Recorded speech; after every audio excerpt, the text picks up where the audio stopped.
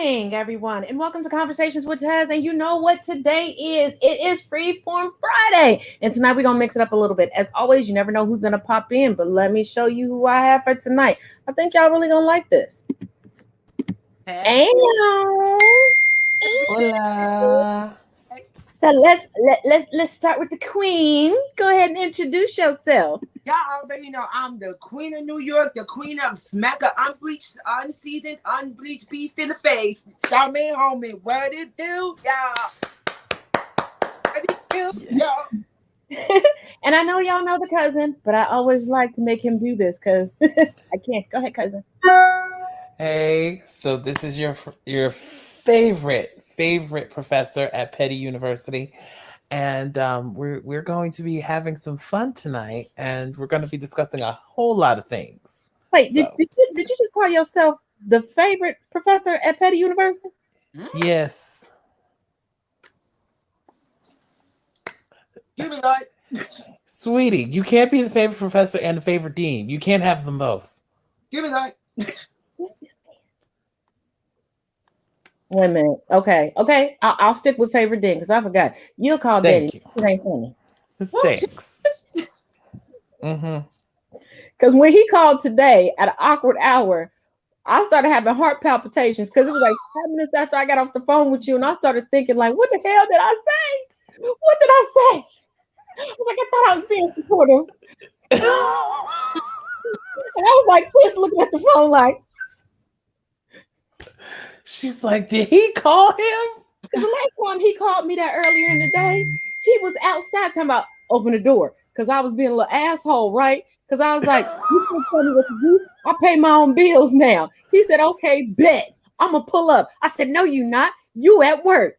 Oh, no. That's funny. He called. He was like, open the door. And my goofy behind instantly turned into a 12-year-old Taz and was like, like, no, I can't believe he just said that. And then I'm sitting there like, but I do pay bills here. Your point. But then he hit with the ultimate. He said, and when I die, you inherit all this shit. I'll be paying your bills again. Yeah, I'm gonna sip my tea on that one. Damn. I said, Pastor, you ain't supposed to be cussing like that. He said the congregation ain't here. Excuse me, I'm dead. Oh, and then he closed with, your Uncle Ronnie left me his whipping belt in his wheel. I said, what you want? You want a steak? You want a burger? You want some baked chicken? What you need? I would have conned him too for that. You talking about a belt?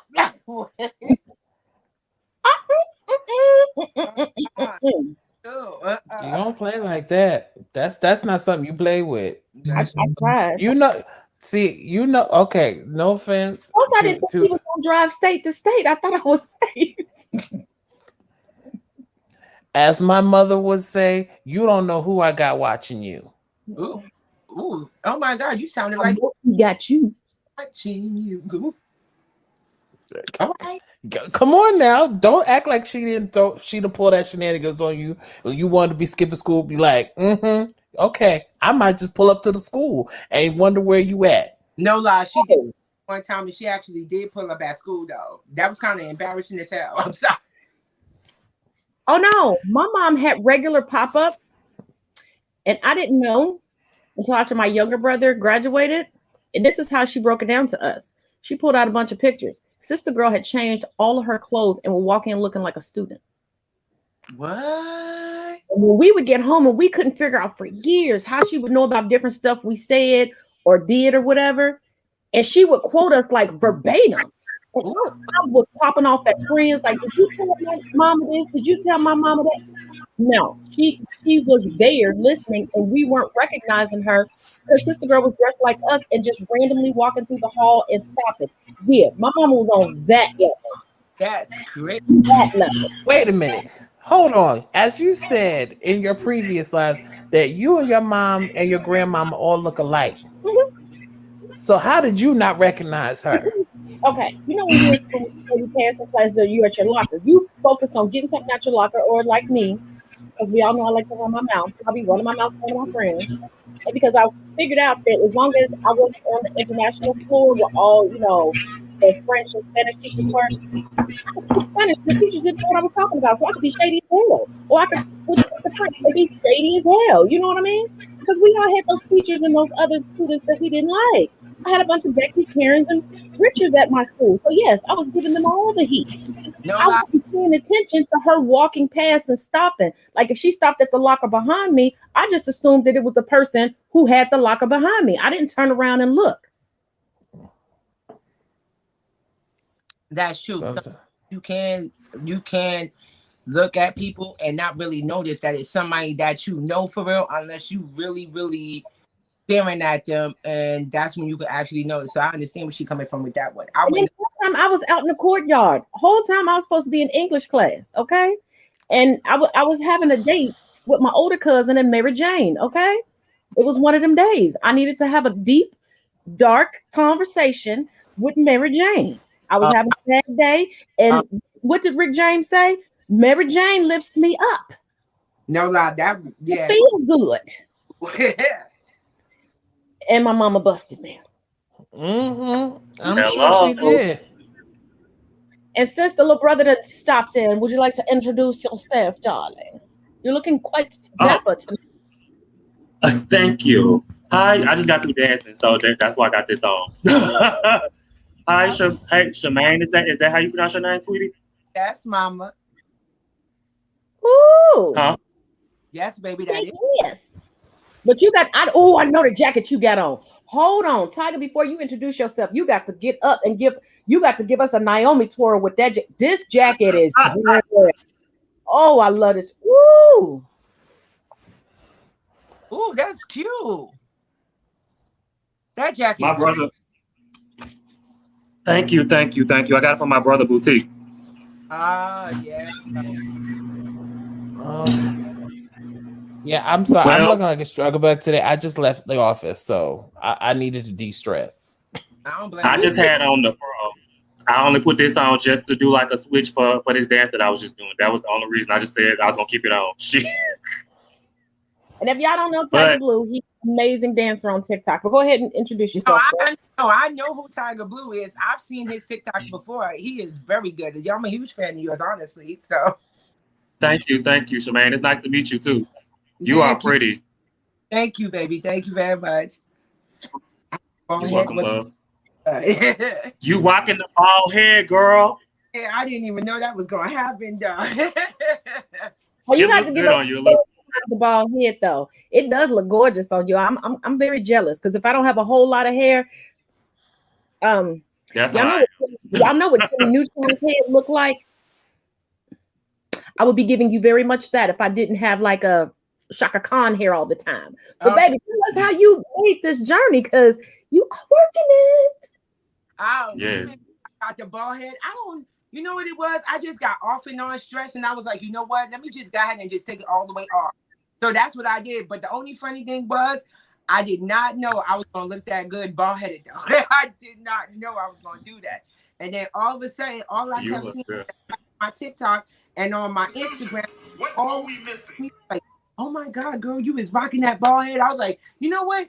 I'm gonna turn this into my normal thing. So every couple of months or so, I'm just like, you know what? Let me just. So I just get my all the way off, and so it be time to go. I love it. Thank you. God. You look good. You look real good. That's good. You know, some people don't for the wrong reasons, and they don't look as good as you. They don't walk around looking polka dot. You know, I've totally seen it, and it's no shade, but I really have seen it. Some of them do not be looking right with bald heads. I'll be like, no, baby, no. Girl, your hair back, like. That's not for you. Yeah, that's not your calling. Yeah, and that's how I felt at one point that it wasn't for me either. But until I got so accustomed to it, that's when I was like, okay, yeah, the bald thing's me. Then the only thing that not for times is when everybody keeps saying I look like my mama. That's when that goes. That's when I'm like, nope, time to grow it back now.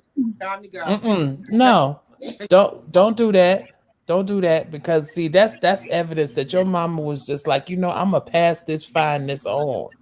I'm gonna So pass that this torch. I'm gonna pass it on so that way that nobody will forget that I was fine too back in my heyday. So let me just pass this on. Oh my God, you sound just like her with that. And I just had the eyebrow like, oh my God. Don't feel bad.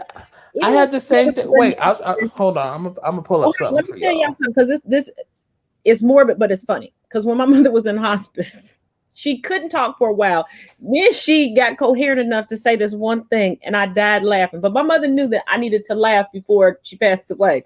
And she looked up at me and she said, "They ain't gonna never forget how fine I am because you got my face." I said, "What?" Y'all, when I tell you, I slid out the chair, and at that moment, the nurse was walking in. She didn't hear nothing. Okay, she just see me laughing. So to this day, the chick probably think that I just went whoo cuckoo and flew over the cuckoo because I slid smooth out the chair, laughing so hard, like, you know what? I can't. I can't with you. Yeah, like I can't. My granny was like, just so you know, I originated the face. I said, damn it. I'm gonna leave mother and daughter in this room because we can't do the ancestral thing and train all in the same room because y'all don't know how to act. I'm gonna be back.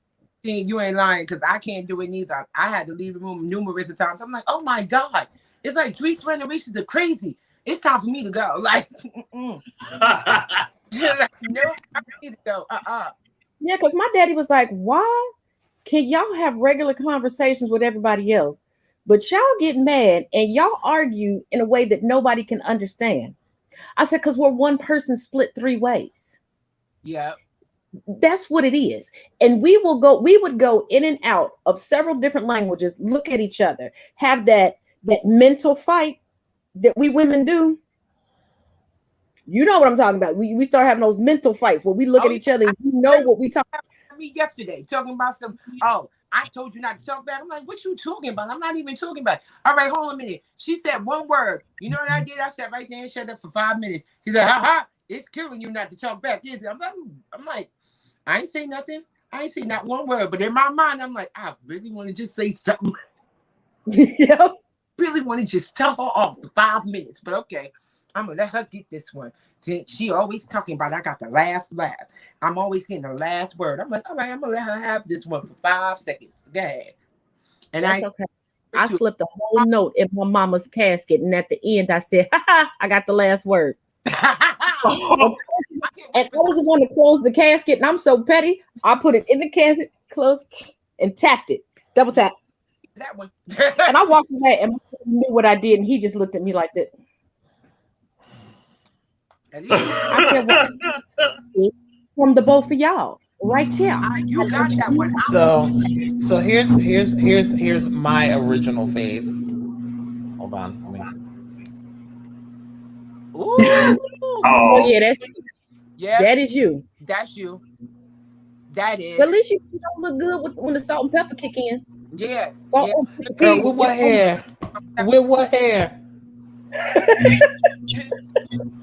Not the hair? Why not the hair? The salt and pepper gonna that hair is girl. It's gone. It's gone. It's okay, gone. It's leaving. Okay.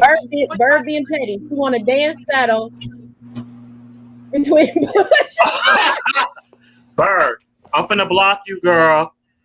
You threaten to block us every day. We still That's between y'all. That's between y'all. We just gonna sit here and watch. See, baby. Joe's giving us a rainbow in the comment section. Get it, Joe? My alphabet husband. Brother. Hey, Joe. Hey. Remind me, Joe. I gotta talk to you later. Let me tell you how glad I am. I had the actual husband upstairs last night. I had my alphabet wife. I don't like to say gay wife or gay husband. I say alphabet. So I had my alphabet wife online with me. Mine's his husband. Yeah. Last night and my alphabet husband all together. I didn't care. I mean, night before last, I didn't care. Everybody was up. We just all polyamorous. and they ain't care. And Frenchie upstairs talking about, so how many are in this relationship now? I don't know. I'll let you know at the end of the month. It's somewhere in between there. So so let's really get this discussion popping today, because we gonna burst some bubbles today. Can we talk about fake friends? Oh no, we're gonna get there. We're gonna move into that. Yeah, you might want to dress more seriously when because I'm gonna need you to come through. Shit. Yeah, I'm gonna need you. Yeah. Mm-hmm. It's a good thing. I don't go into my closet no more with Tiger on the line. Tiger always talking about he gonna come. I don't know how he gonna do it, but he just want to uproot my whole closet and take it back to his house. Girl, that's between you and him. You gonna have to work that out. So today I'm opening the door. So what was it? Yeah, today I saw your video. Thank you for that. Which video? Hold on. The one where you checked Mr. Coon in my comment section. Video where I said that he was auditing your class when he missed my class and don't miss my shit again. Which Coon y'all talking about? Because it's a list of them.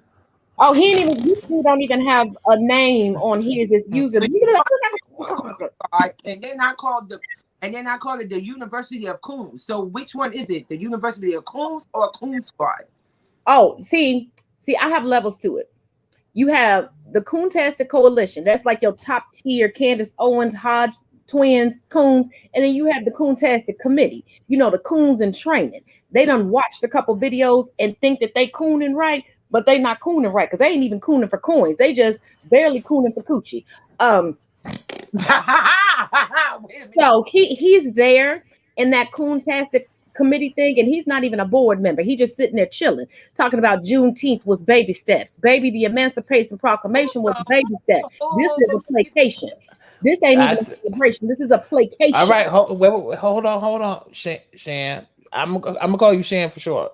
Ma'am, don't do it. Don't fall out in this comment section because we don't got your number. We can't send the police to come get you.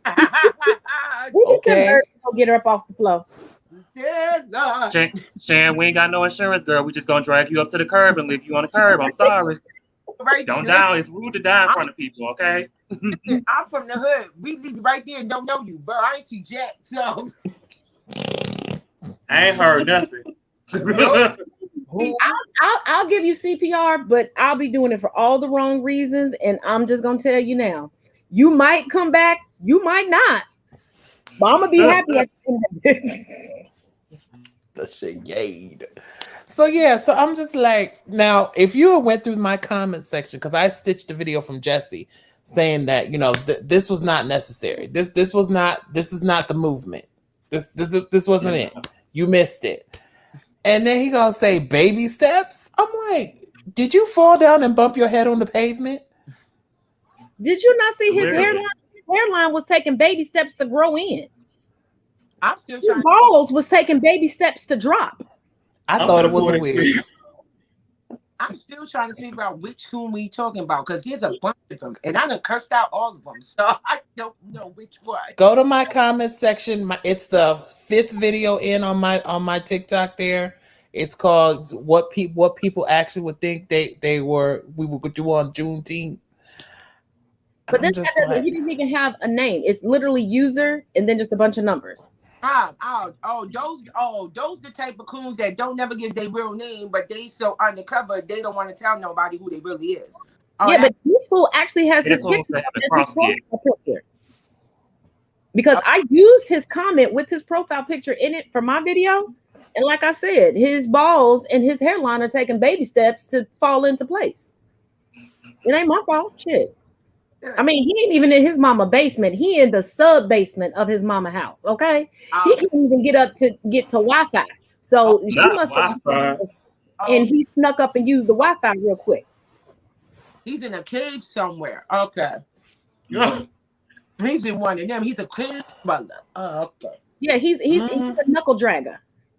Okay, that's what it is. In the words of Tammy Roman, your black card has been revoked. I thought that black card was dead after he said that, but okay. I don't think he was born one. Oh, Marty, we talked about this in previous live. We know that my mama, aka Diane, that I make videos about. Wait a minute, where's her picture at? Hold on. Uh-oh. Because We pull she's behind me. You see the big picture in the middle? We already know that her ass haunt me, okay? Because I say and do fucked up shit. I said and do fucked up shit before she died. And then Carol, her mama, I know she stops by too, but she a little jokester. She just like to fuck with me. Like earlier, when I could have swore I heard something fall upstairs, I ran upstairs, checked all the rooms, did nothing fall. And I said, you know what, Carol, this shit ain't funny. I'm going to need you to stop. And because I said shit, you know, I tripped over something that just wasn't there. I can't. See, this is what happens when you're from the islands and you get island ancestry. These motherfuckers don't really die, okay? They just follow you around for life, and you just hope that they close their eyes when you're doing adult stuff. Yeah, that's called we gonna stay beyond the grave, and you still gonna see us. I know that.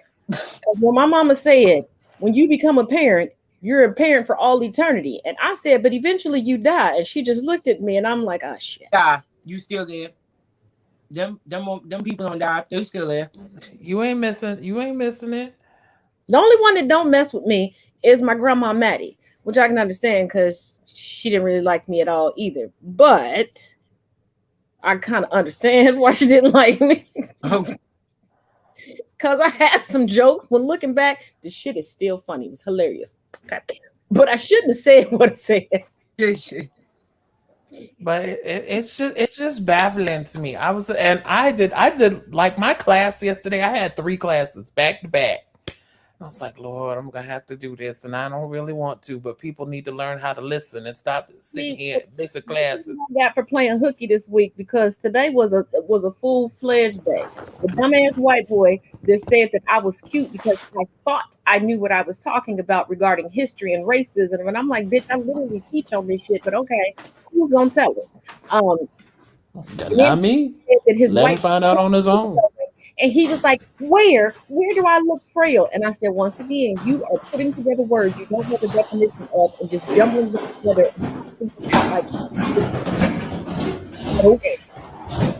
And then the white thing that is now Sicilian and Italian. Let me repeat to y'all what she said. She said, and I quote, I'm Sicilian and Italian, and we weren't freed from slavery till after Black people. What? What slavery? Wait a minute, time out. Where? Hold on, I'm gonna put you down for a second. The unseen demons was that. Well, hold up. Wait a minute. What in the unseasoned potato salad was that? Wait. So when I clapped back at her, the first 3 seconds, all I could do was roll my eyes because I was like, you know, Taz, keep it together. Because you got to quit getting hit with all these community guidelines for calling people cum pets and boneless children that should have been swallowed, because I think it's funny, but people keep reporting the shit. I don't care. So I was just like, bleach bandit. The fuck did you say? Listen, they already mad as hell that I keep calling them unseasoned bleach demons and bleach wildebeest. So I pretty much okay. People still hate it that I call them chalk children. One kid got mad because I said the only reason her and her siblings were born, well, her one sibling were born, is because they kept fighting in the back of her mama's throat and she threw them back up. I already told them my favorite the ones that hate their ass. So okay, first of all, I don't know why Blue and D-Mac are being shocked by the stuff that I say. You've heard me say way worse on the phone. Don't do that. See, I gave you the list, and maybe you need to share it with Shan. There's a perfectly good list that will not get you community guideline strikes. Shit, but when they piss me off, I just go. Please send me that because maybe. Shit, I don't give a fuck about no community guideline violations. Fuck them. Fuck what they heard. And all that. I'm sorry. My thing is, when I get When stars and tricky to me and say my name. You heard what I told them. Yep. You know what I mean? Now you a lot because you're getting fucked by your own tail. But do they care? That's the question. They do. That's why they can't say nothing. I still can't look at TikTok. The bigger question is do they think we care? That's the other part. That's the gag. Yeah, right? That's a whole gag in the question. Like, do we really care though? Like, y'all giving us community guideline violations for what? We're still gonna curse you the fuck out. Like, honestly. Yeah, because there was one night. Oh, when I went in hard in the paint on Truck Stop Trixie and Scar, and T. Truck. Nathan and Speak called me and was like, "What the fuck is wrong with your brain? What the fuck is wrong with your brain?" I said, "Well, what do you mean? You called them cum-pets. Well, did I lie? Their parents decided to keep as pets. Did I lie though? Did I lie?" They hung up on me. You can guess why. Listen, I only will respect a white person if they respect me. Like I said, the only white people I mess with are the ones that don't like white people. That's the only good white person to mess with. The ones that don't like their ass. I tell it all the time. I'm like, yo, if you a white person that hates your own race, we cool. Oh, let me tell y'all. There was one night my oldest son was here, and one of his good friends was here also. Because his friend was in school. He wanted to stop by. He was sitting on the floor. I was cooking. And I was like, yeah, you can stay for dinner. He was writing a paper. There was a movie on. I can't even remember what the movie was because I was in and out of the kitchen, like trying to check on people, help him with this paper. And then out of the blue, I don't even know what the title of the paper was. Nothing. He just looked up, and he's white.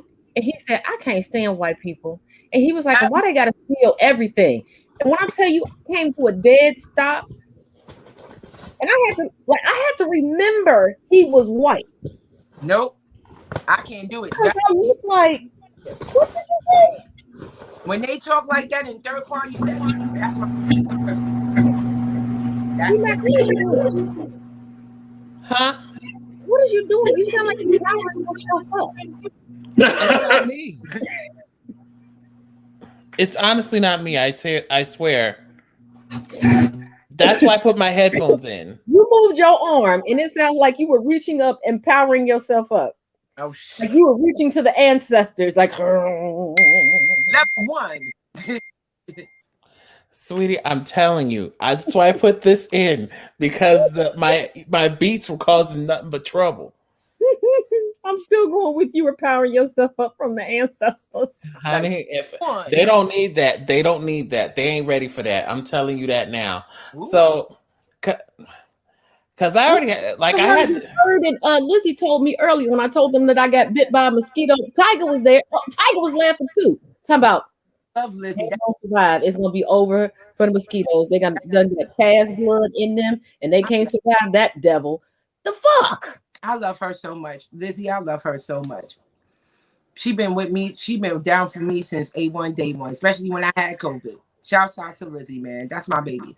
I love her. Wait, I got a comment here on my last video. This is hilarious. Ooh, so she's like, well, she needs extra homework. She requires extensive reading and research so she can catch up to everyone else. I said, Jesus, I can't. Okay. Let me put this on the table because I vote this, and I think this should be a motion, and I think Congress should pass this as a bill. If you are racist and refuse to educate yourself out of racism, every black person with intellect, not the coons, should be given a state-issued whip, and you should have to wear a certain like bullseye shirt every day, and we all get to crack you. All in favor. You saw how quick my hand was. I just feel like that'll get them to finally educate themselves out of racism. My hand was quick to be raised up for that one. You ain't even fat to finish. I said, yeah. All I heard was just feel like we need to reverse the roles of cracker. You call me. I'm gonna crack the fuck out of you. But that's so. Maury said we need a roasting segment. We need somebody to roast Maury. I do that on a daily basis. Right. I'm like, that is my life. I mean, I'm out on this app. I already. You know what? Okay. I'll get it right. We're gonna finish the show, but next week, everybody got to bring at least one picture of somebody who's been problematic, and we're gonna go in on them next Friday. Oh, you cool with that? Girl. Don't do that. That's half of my TikTok life. I got a long list. and it's a couple of them I just. I still got stuff in dailies I have not put out yet. As a matter of fact, we all know which one I can't stand, and I'm gonna say it out loud and proud. Moses the prophet. Hold up, Bird done lost. I can't stand prophetess We're Moses. the Taz will be the one getting roasted. No, the fuck I won't. I do not have the temperament for that. No, because I'm cool with one jokey joke, but when you get to two, don't forget I'm from the Bahamas. Okay, you tell two jokes on me, I'm no longer laughing. I'm not going back and forth with you. I'm pulling up. And I'm too old to fight at this point. I still got them hands, but at 44, I'm turning you into Swiss cheese. Don't play with me. Don't play with me. Yeah, I saw 2 of his videos. I nearly punched him. I nearly broke my phone. Mama is just gay. She is gay, and she just don't want to admit it. It's gay. That's just what it is. Who gay? Prophetess Moses. Moses the prophet. Yeah, he gay. He gay as hell. He is gay. Because he was coming in on this dude for dating a trans woman. I was just like, first of all, is she fucking you? Is she fucking you? And you didn't say anything? This the nigga media was not alerted. Posted a video of me twerking trying to expose me, and I'm like, everybody already knows I'm gay, so what did you expose, my nigga? Nothing. Well, he told me, he was like, you could never get a man the way that you talk and the way that you carry yourself. I was like, well, I'm on husband number 5, and I've made several videos saying that I collect husbands and action figures. So at least he attacked y'all. He ran from my ass. He hasn't saw me since. So none of that. He started with me, but this is how he didn't make a video regarding me. He went into one of my Brothers of the Folds comment section and put that in there like I wasn't gonna see it. Like people weren't going to tell me that was there. So I was like, unless you can pull up, and like I always say, unless you say my motherfucking name, I'm going to assume that I'm still the candy lady of TikTok. So fuck you. And I was like, well, let me take that back, because you probably do want me to fuck you. And not in the traditional way. I mean, I'm not opposed to pegging the fuck out of a man, but I'm just saying it's not my favorite thing to do. Yeah, he knows not to come for me because I already done went there. The last time I went there with him was when he said, oh, single mothers not a flex. Oh, word? All right. We'll see about that. So after I did that and I made another one talking about fuck you, you're not gonna say nothing else. He hasn't said nothing to me since. So he already He know. ain't ready for me yet, honey. He ain't ready. At least he got to y'all. He only said one thing and ran for me. So he ain't ready, because I would read the life. I would read him and the 4 generations before him. He ain't ready. I was watched by so many people. Him. What was the one guy? Dr. No Jobs. What's the one that's going crazy now? The Scar and Truck Stop Trixie are quiet. Serafina. Sabiana. Like who? Sabiana. However the fuck you say his name with his who you talking about? And his weird overbloated wife. Sabiana. Yeah. He's blocked me. He running from me. I'm just like, don't these entire I tell y'all every day, don't nobody want to play with Taz. Don't nobody want to be my ball of yarn. I try to play with people and they just run. And I don't have the energy to run after people. I wear too much. So like I said, these no purpose flower people just get on my nerves. Seriously. That's not even a lie. That was no lies detected. They all make me sick. I was just like, hold on. Let me address real quick. Joe, I am not going to cheat on you. I made a comment to that man and said, fuck you. And then I realized he might want me to actually fuck him. What? Shh, Joe. Shh. We will argue about this later. Shh. Ooh. The shenanigans, the shade, the audacity, the scandal. But into well, you know what? I'm not going to say fake friendships, but has anybody ever had someone do them wrong and then that person play the victim? Yep, numerous times. Honey, that is my entire family and friend circle. Numerous. Don't say it's your whole damn friend circle, motherfucker. Shit. Ooh. See, here's the thing. You made a video about this today. If they don't apply to you, stop hollering. Friend circle. You should have just again. People in your friend circle. Don't apply to you, then stop hollering. I'm just playing. See, don't come for my neck. Don't do it. Don't do it. Because what did I just walk in on? She know better. Cause I can Well, take because act let like me I fill you in. There was someone that I thought we were getting very close and we had a bond. Do something that really hurt me. I can't really say that it made me mad. It really hurt me. When I tried to express it to them, they tried to pop off, which made me pop off. And yes, I said some stuff with my whole chest. And at this point, do I take it back? Nope. I meant what I meant. I said what the fuck I said. Since then, they have played victim to the point where they're like, oh, well, I can't even share her stuff or promote her until we can come to an understanding because we're both hurt. How the fuck did I hurt you when you disrespected me? So you're calling around to everybody saying how much you love and respect me, but you can't support me to show me that you love and respect me. Jesus. Because we're at the point where your actions need to scream to me that you know you fucked up. Because right now, your words mean less than wood to me. I don't blame you. And as a disclaimer, I am I'm minding my own business and staying in my lane. See what I'm doing? I'm sitting here like, well, I ain't do it. No, because let's be clear, because I know this person likes to pop in and out. Please stop calling all of my friends and avoiding my family, because you already know my cousin is waiting for you to call her so she can read you for filth. Number one. Number two, in this friendship divorce, you don't get to have my friends. So stop creating standalone groups. Stop reaching out to people as if they are going to break years and months of friendship and loyalty and dedication for your dramatic ass. I said what I said, and I mean it. That's true. To help you out with your bullshit. You crazy for that. Go get some teddy bears. No lie. Because if you keep on going, I'm going to pull a you and make a video, and you won't be able to go live anymore. Okay? Yep. Well. Ooh. Because if I'm willing to check your ass in public, imagine what I will do in private. That's called a read. Now that's a read, baby. But anyway, how's everybody else this week? Tell me something wonderful. Okay. This week. Okay, are we done? Because I just needed to get out of that headspace sweetness. Well, I know you got vacation coming up, cousin. It's not that. Okay, let me just put it to you this way.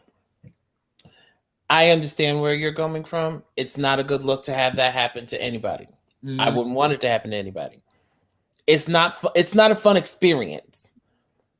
It's not bad when an enemy stabs you in the back, because it's an enemy. It is what it is. They're out to get you. It's worse when you stop acting like a clear person. If you think why open the door?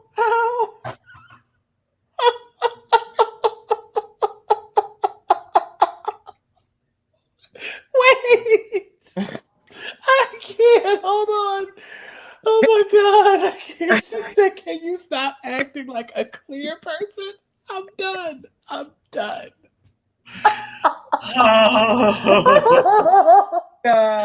Not Scotch tape.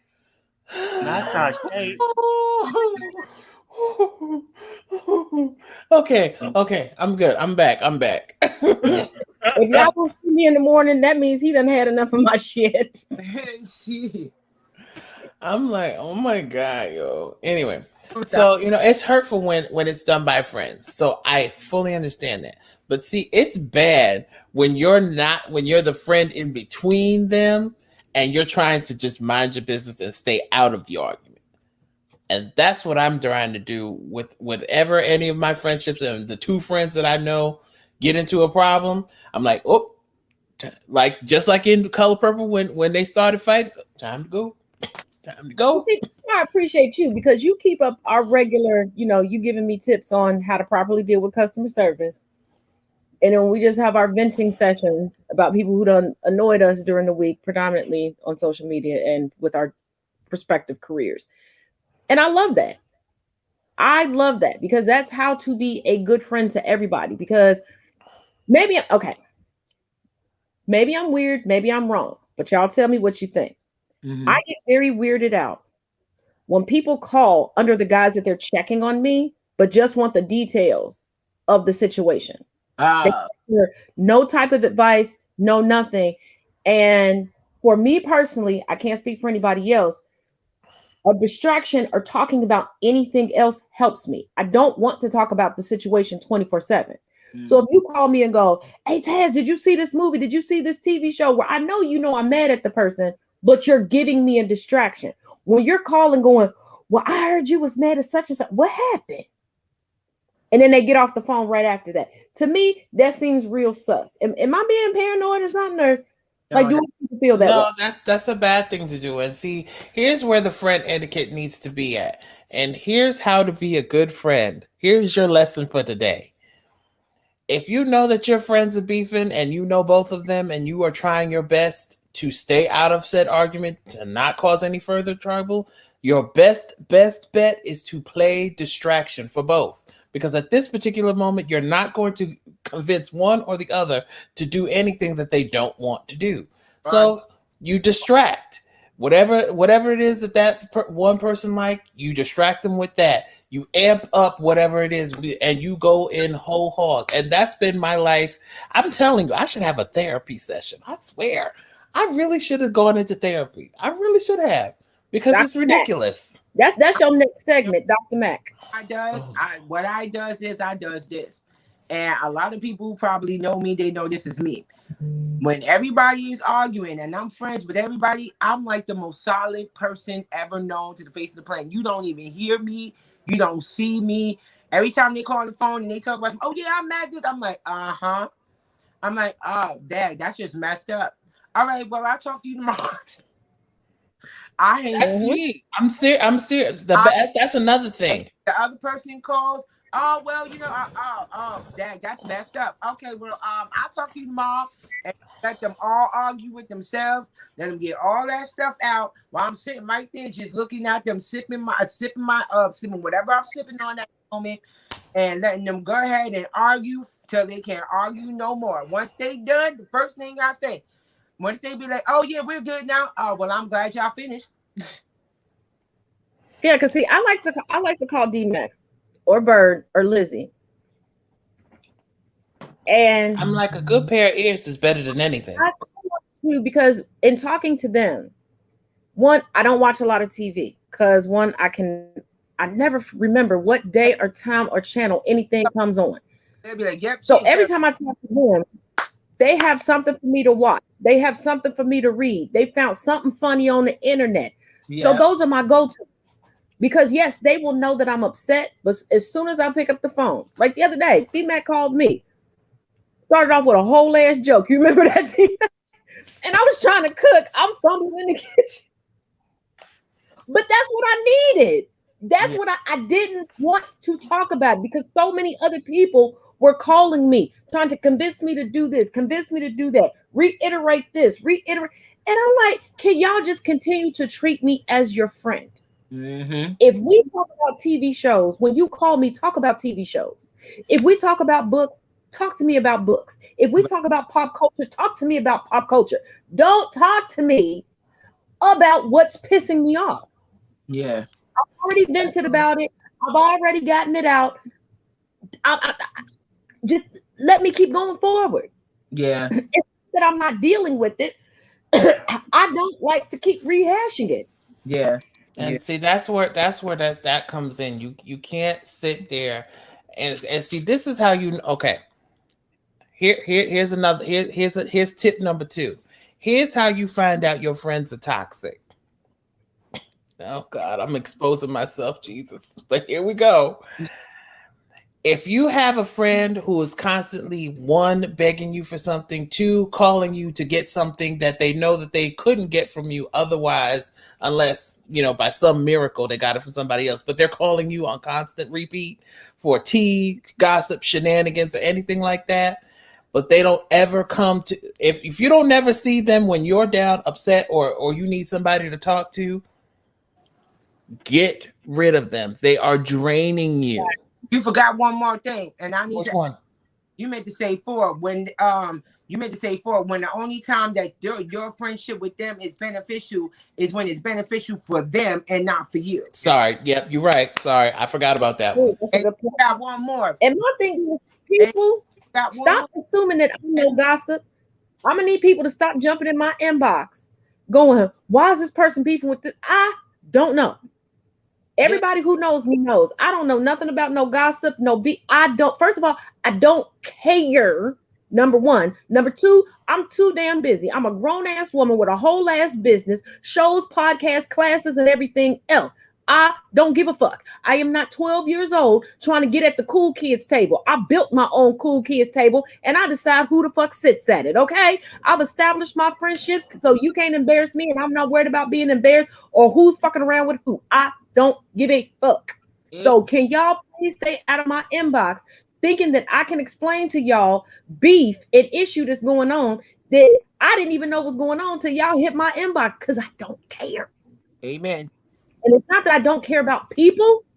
I care about real issues that are affecting people. If somebody's being bullied, yes, reach out to me and explain to me the situation. If somebody is being racist, please reach out to me and explain to me the situation. But if two motherfuckers are just sitting there arguing back and forth about who's prettiest or whose cootie cat tastes the best or smell the best, do not reach out to me. I know you ain't said something. What's gonna happen is I'm gonna roast you in my DMs and you're gonna be sucking your thumb playing in traffic. Leave me alone. It's just because I've had to do that with one of my friends. I kept realizing that they were being like, see, they wouldn't be toxic to me in my face, but see, he knew that we have a mutual friend in common. And I'm just like, he would talk about me to him. And I'm just like, sweetie, did you not think he was not going to tell me? I've known him longer than you. Mm-hmm. Like he's been quote unquote initiated into my aunt's family basically because he spent so much time there. Mm-hmm. So the fact that you think he would literally not tell me what you say about me to him is utterly ridiculous. Mm-hmm. You know, there's a song. What is it? It's by Lettucey. I think it was on her third album or no fourth album. She says, "How are you going to add to me? I don't need you to subtract. I need you to add. What are you adding to my situation? Not taking away from it. If you constantly begging me for money, you constantly begging me for tea, you constantly begging me to do this, that, and the third that benefits you and not me, that's always going someplace where I don't even want to go, but you dragging me there because you feel you need to be there. That's not adding to me. That's draining my energy for something that you want to do." That's when that's only beneficial to them when they want it. That's that one.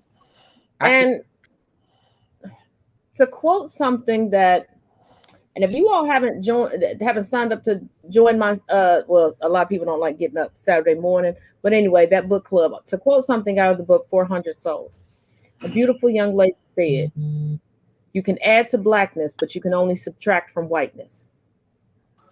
So in your friendship, be in the black, not in the white." Shoot, never mind white. Don't be in the red. Oh. Yeah, but I say that because in the United States, whiteness is so protected that if you can't think about it, you can't put percentages on white, but they'll put percentages on black. You can fall off the ledge of whiteness, but you can never leap off the balcony of blackness. She ain't lying. So that's why I say be in the black, not in the white. Because blackness gets added too.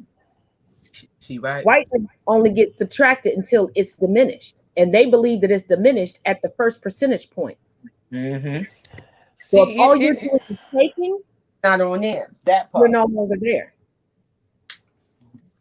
What is you picking off? What are you doing with your arm, cousin? What's on your arm? Yes, you. Nothing. You just nothing. I just hit my arm. Girl, bye. Oh, anyway. When the maintenance man, when the air conditioning man came in and he left the door open and the mosquitoes came in. So every time somebody look at their arm, I'm paranoid at this point. And then Tiger and them was making fun of me because this morning I ran out the bathroom because it was a big ass spider in there. And they had Tiger even made a whole damn song about me running out the bathroom because of the spider. I'm going So to get yeah, so right back. Let me it, go get me. It's good. I need me some so so like I said, I mean, friends are great. They're great people, and when they've best explanation ever. Here's how you rate your friends, and this is how you know you have good friends. And if Tyler Perry ever doesn't say another true thing, he said one true thing in this particular one. You got to look at your friend like a tree. If they're a leaf, they're only there for a short time, and they only take from the tree and go about the business. They're a branch. They're a bit safer, but you can't put your full weight on that branch. It's gonna break, and it's still taking. Now, if you get some people who are them roots who don't care about being seen, about anything, you know what? You call them and be like, what do you need? Where you at? You need something? Okay, sure. Bet I'll be there in a few minutes. There you go. Those I'm those people, those are the ones you want around you at all times. Keep them. I am definitely a root because although my friends are really helping me, especially this month, accept certain things about myself. And I'm not talking about anything negative, actually positive things that I've had a hard time saying out loud about myself or being okay with people just giving me praise about, because I felt like in doing that, I was getting the big head, and my friends are teaching me how to do that. I realized that with my friends, I would rather push my friends to the forefront and let their dreams come true, even if I'm always in the back. Just like I had experienced a couple weeks ago with someone, but when my phone rang, Tiger, what is you doing? Tom? You echoing. But when my phone rings, like if Tiger calls me, I get excitement because I'm like, is this the day he tells me that, nationally he's blown up as a dancer? When D-Mac calls me, I'm like, is this the day that he can quit his job and be a full-time photographer? Like, I can go down the list. That this is the excitement that I get because I believe every day that there's that possibility that my friend, my family member is going to tell me that they hit their goal. It's not about me calling them every day going, y'all, I got this goal. I want it. No. So that's why I believe I'm a root, but my friends are teaching me how to also be the base of the tree and not just the root. And I'm not gonna lie, it hasn't been the smoothest road because I keep going, oh, maybe I shouldn't say this, maybe I shouldn't do this, but we're getting there. It's not gonna always be the smoothest road though. That's how it always is. But the thing about it is that it's a solid foundation, and you can't never break that if you got a foundation. You can't never break that. But now I'm getting closer to people being able to tell me, that I'm doing stuff good. I'm getting closer. You are. I'm not gonna lie. This whole 2 or 3 months that we've been knowing each other, you have y'all don't know how much y'all motivate me and keep me going as far as what I'm trying to do, and as far as what y'all doing and y'all goals that y'all say that y'all meet y'all goals and things of that nature. And that's what type of friends I want. I want to have friends that are actually doing something and not draining, that I can grow with. Yep. And not now, if you go to the beach without us again, we're gonna fight. Huh? I said, if you go to the beach without us again, we're gonna fight. we gotta do something. We gotta plan something for real. We gotta come together and get together on the beach. Hell yeah, because that I love the beach. How much water do you? Wait, is that water or is it vodka? Ooh. Hey y'all, do I still have an echo? But yeah, we can all get together at the beach. We can do I can teach y'all how to do barbacoa, which is, I'm telling you, that's the tenderest meat you ever gonna get. Some good barbacoa. Y'all need to stop trying to barbecue on top of. Frenchie has that same big ass jug. That shit is the hardest thing to clean. What the mason I'm jar? gonna go back out and come back in. They say I'm echoing, y'all. Hang on. Okay, hold your cup up again, cousin. Because I use like the glass brush to clean the middle, and then where the handle is, I have to take the straw. I have to take 2 straw brushes to get the handle to get it clean. Oh no, I got a mason. I can't hear you, cousin. You got yourself mute. I said better way to clean that actually, literally. In all honesty, you literally take just literally one cloth and you just literally just stick it in there, soap and water throughout the whole thing, and let the cloth, and once you pull it out, there you go. You can't just soak You it. need to understand when he goes to work, he forgets it in his car for 2 days before I get it. Well, see, this is why you need to. You got the keys. You can just go in the car. Ain't nothing stopping you. You run that house. The filth of his You car stops me. That's why I don't go out to his car. again, ma'am. You run the house. You need to stop acting like you don't. Ooh, let's not forget that I quit going outside when a damn cicada flew into my hair and I had to run upstairs to get him to pull the cicada out my hair. The skater. All I'm hearing is No, excuses. let me paint a picture for y'all. Let me turn it to Sophia Petrillo right now. Picture it. 1 week ago, 2021, I go to scratch my head and I hear a cicada squealing. I look in the mirror, I see eyeballs and eyeballs alone. So yes, I screamed and ran up the steps. Time out. She said Sophia Petrillo for a minute. She did.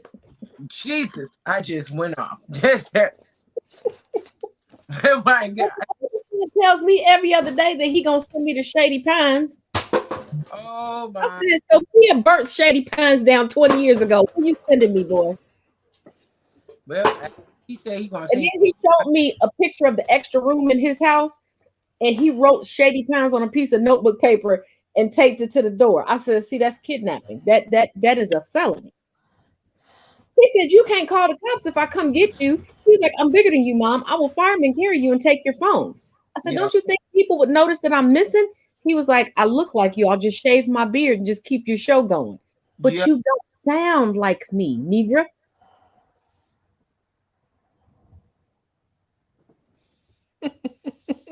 That's funny.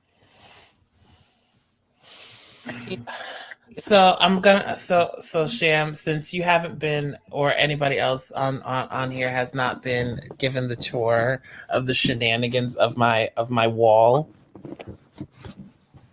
Ooh. Is that Library. Oh, that's a good library. That looks nice. Why you think I called him to talk about shows and movies? Because he got a whole stream of them. That means you must got Beach Street in there. Which one? Beach Street. Oh no, I don't have that one yet. At least not yet. See, that's good. You don't got Beach Street. Oh, trust me, he'll get it. Because there's don't you have a list of what you're working on getting now? No, I've got most of what I need to get. The Oh no, only we thing have a list of what we're going to review. We're taking it back and we're gonna rewatch some stuff and review it for people because there's a whole generation that don't know about them good shows and those good movies. I'm sorry, and please do not take this the wrong way. Any of these people who've been watching the Netflix Anna Green Gables, I'm sorry. I'm about to burst your bubble right now. That is not my Anna Green Gables. Sorry. Not mine either. Nope. I'm not Absolutely not. I'm not too much of a big fan of I mean, don't get me wrong. Not all the shows on Netflix is not that bad, but I'm not a big fan of Netflix like that. So I was like, when I saw it, I was like, oh, they're doing. And then when I saw it, I was like, and somebody made a good point. They're bringing back and remaking a lot of stuff that nobody asked for, like the Powerpuff Girls. Am I gonna watch it? Yeah. Did I ask for it? No. no. You know what I want to see come back, and this is in all honesty, Dexter's Laboratory. Maybe that's I just love that. That's my shit. I was my would shit. watch that. Yeah. That All day. slapped back in the day. You know who else? Invader Zim. I'm sorry. Yes. I love Invader Zim. Invader Zim, baby. Girls. And you know what? I was gonna wear the shirt today, but I'm gonna save it for Monday because I gotta go to little man's baseball game, and I'm tired of the white folks that be looking at me funny when I go to little t-ball games. Daria, so I'm gonna wear my Daria shirt with my Daria socks. I want Daria to come back, and I got my Daria glasses. Don't play with me because Daria, even though they played, Daria had the mind and thoughts of a black woman. I know they painted her as a white woman, but think about your high school experience. Daria said all the shit we needed and wanted to say, but couldn't say it. But couldn't say anybody can put a Daria t-shirt or some Daria socks. If you have a Five Below in your area, that's where it's at. Yeah, Daria's what's up. But yeah, no, like for me to like what is that one there's one television show I would love to see a remake of it, but the problem is there's no good actress who can actually handle the physicality of that show. There's just not that person. No, well, yes. Buffy? But let's stick a pin. We're gonna come back to that one. But I'm talking about the comedy show, and please, you new people who do not know shows, don't come for me, because if you don't know the show, you don't know what the worth of it is.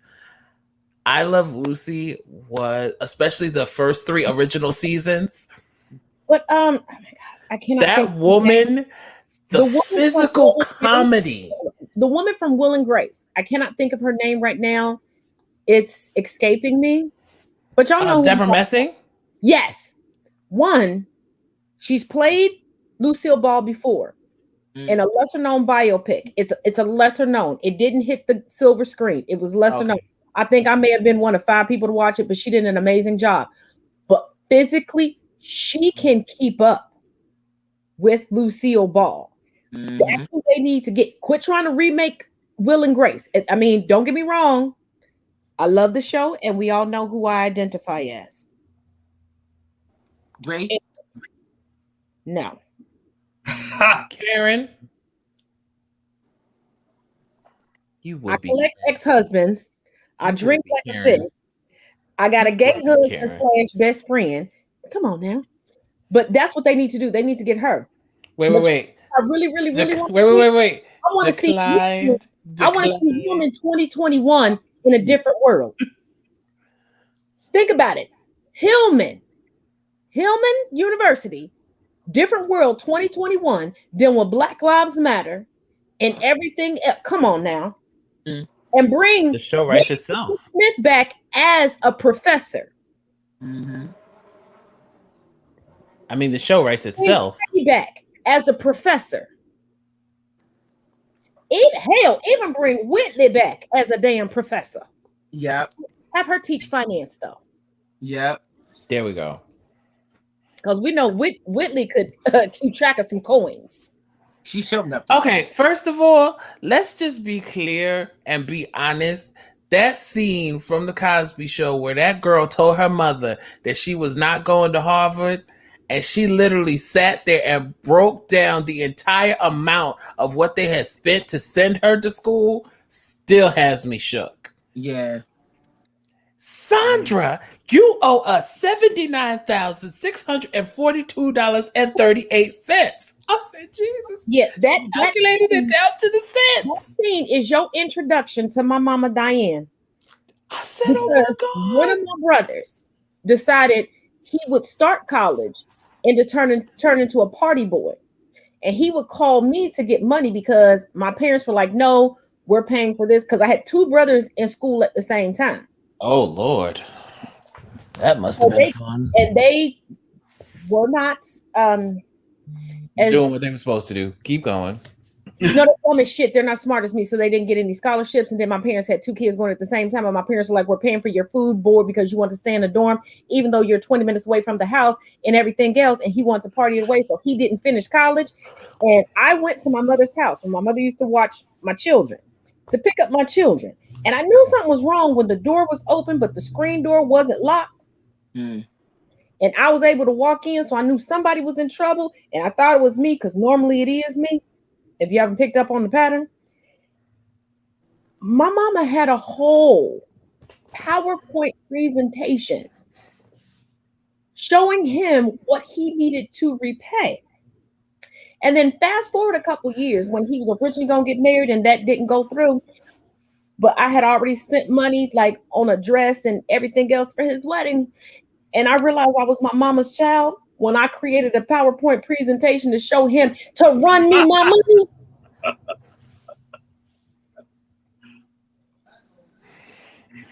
Y'all want to get out of national debt? Hire a black woman. Just saying. Just hire a black woman. Okay, y'all give her all the receipts. But hold on, y'all remember last year when there were shortages for everything? And I don't know about anybody else's state, but I have a regular day that I go to the grocery store. That day was the day before everything was getting locked down in my state. It was planned. They said it on the news. So I'm like, okay. Now, Frenchie was freaking out. Every place is sold out. I said, baby, calm down. I got this. Like, I got this. We're not going to go to the major retailers. Like, I'm a former single mother of 4, baby. I know the tricks of the trade. Right. Took him to Walgreens because our Walgreens has a Kroger Market in it. We went to Family Dollar. We went to Dollar Tree. We went to Dollar General because they all have groceries in there. We went to Menards. We went to all the places off the normal grid and got everything that we needed. And then when they put restrictions on the one Kroger that we went to in the next city, and let me explain to y'all where I live. The next city is literally, I go out my street, make a right, then make a left. I'm in the next city. And they were like, oh, you can only get like 2 of these and 2 of that, baby. I'm too self-checkout. Sure. They should have updated their computer system. Maybe they could have if they would have hired me, but I digress. So like I said, it was like, how did we get everything? And then we spent less that way and had enough stuff for a month because I didn't know when things were going to be lifted. And I'm talking a month because we're talking DMAC, you know, in my bubble were my 4 children, the tiny humans, everything. So when I say a month of food, I'm talking about a month of food, drinks, snacks for everybody, plus extra. We spent half the amount. And he just looked at me in amazement. I said, baby, we could survive through anything. If we could survive slavery, we could survive a little COVID. Mm-hmm. I'm going to say this, and this has been my mom's nickname, Tiger. Mm-hmm. This is the last time we're going to talk to you. You are echoing. I mean, my bad. I didn't know I was echoing again. I'm sorry. Hold on. I'll be back. I'm just trying to be cute. I'm like, just sitting here. I don't know. Do you have like headphones? Oh, okay. Marty Kubada, good night. She has to go to sleep. All right. Good night. Who has to go to sleep? Oh, my friend Marty Kubada. She supports all of the shows. She's amazing. Here's the funny thing. My mom's, she has a room, like she literally has a pantry back room that has been officially dubbed Costco. Oh, Jesus. Like it's been officially dubbed Costco. That's my mama. She loved Costco. And when I say we got paper towels, we got toilet paper, we got canned goods, soda. And I'm just like, ma'am, who are you stocking this for? There are only 2 people in this house. They be stocking it to make sure that we have enough. My mama like that. She stock on paper towels, toilet tissue. It be a whole bunch of stuff. That lady like a whole general store inside the house. I go and look for some aspirin. I can. That's the one thing she loves to have is aspirin. I'm like, lady. I'm like, yo, I got a big ass headache. She's like, which ones you want? The awake ones or the ones that you go to sleep? Because you know I got my sleeping pills. I'm like, no. Yeah, I'm like, Jesus help us. Real quick question, y'all, because I know we usually just go for an hour, but we vibing. So can we just go to y'all? Just say you don't want to go no more. Is that cool with everybody? Yeah, that's good. I can go because I can go. Look, if my phone goes dead, we all know my phone went dead, so I'm pretty much good. Okay, I just want to make sure because I'm like we ain't never like had this type of good vibe on live, and I'm just not ready to let it go. But I didn't just want to push it and not ask y'all. So no. You can no. You good? I'm actually enjoying it myself. So. yeah. Oh, so you gonna keep coming back and joining us on Friday? Yeah, I'm gonna come back and enjoy it. Yeah, I'm coming back. Oh, we got a new member of the family, y'all. Yep, you got a new member. And not said. Oh my God, it's me, you guys. Hey! Hey, Wait a minute, Miss, excuse me, where Yes. the pink at? Hold up. Give me 2 shakes of lamb's tail, boo boo. Yeah, I did Lady think that Bird they're say, "Yay! I love you." What too, happened Lady to the Bird. pink? What pig? Pink, your your hair. Oh, I cut it. Our favorite non-binary black person. What happened to the pink? I cut it, boo boo. Well, you did not give us a warning. That You is. know what, Bubbles? The next time you cut your hair, you don't tell gotta be nobody. glad you're our favorite We gonna non-binary talk. black person because we went No. through the whole process too. And actually, you tagged me in it midway, and I came into the live very confused, and I thought people had to secretly tease you. I wasn't quite sure what was going on. Listen, you guys. I noticed that my sisters got like not anything in particular, and I was like, I'm a little Liddy as a titty. I was like, why not want to join? Yeah, you know what, Bubbles? The next time you cut your hair, you don't tell nobody. We gonna have a problem. Do you No, like- don't don't make a face at me. Hold on, wait a minute. Let me blow you up so we can see what you holding up. What you holding up? Ooh, Oh, that's cute. Ooh, that's cute. right? Does it have all of it? That's cute. All right, I That am is feeling the new cute. hair color though. I am. Okay, It turn is to the nice. side.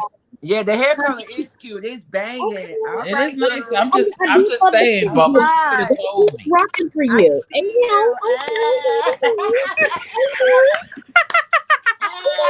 you. Okay. That's right. Listen, you Yes. guys. I Birds don't know say they about, look younger. Yes. don't know Yes, about you do. y'all, but it's Friday night, and I finally went out to a bar for the first time in like a year and a half. And I'm all over here like I'm a little litty because the bar that I went to was walking distance and it's hot. And when I walked out of the bar, it's like the intoxication hit me a little bit. That's how it always does. Right? It snuck up on you. It snuck up on me real quick, like for no apparent reason But see, as soon as that whatsoever. outside air hits you, it's like drunkenness activated.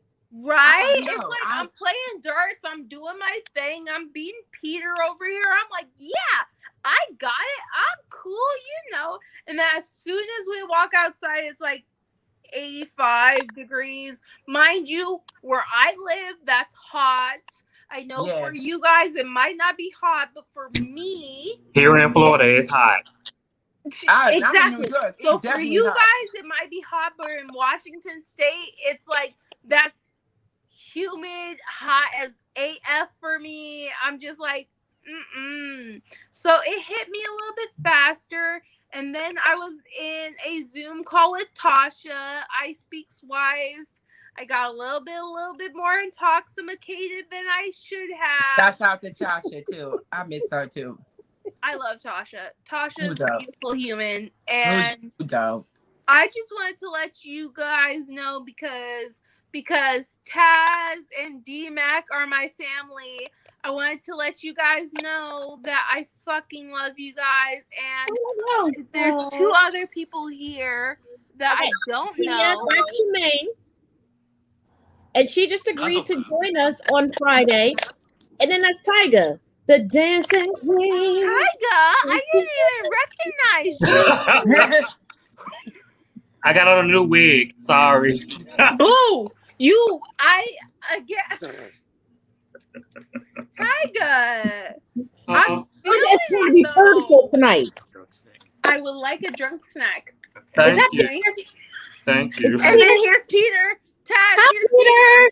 Hi. Yeah. Peter. Jermaine, we one big Peter. family here. The next time Bubbles Just let it is gonna slide. cut their hair, please let me know because I was sitting here waiting for the red hair and I ain't see it. And I'm just like, wait, what happened? I'm going to dye it again. Peter, But she the looks next cute, time though. y'all decide to dye hair, before you send me the video, send me a description of what's going on. Facts. On, and you got their head underwater. Ooh. 'Cause, yeah, we came into that video late.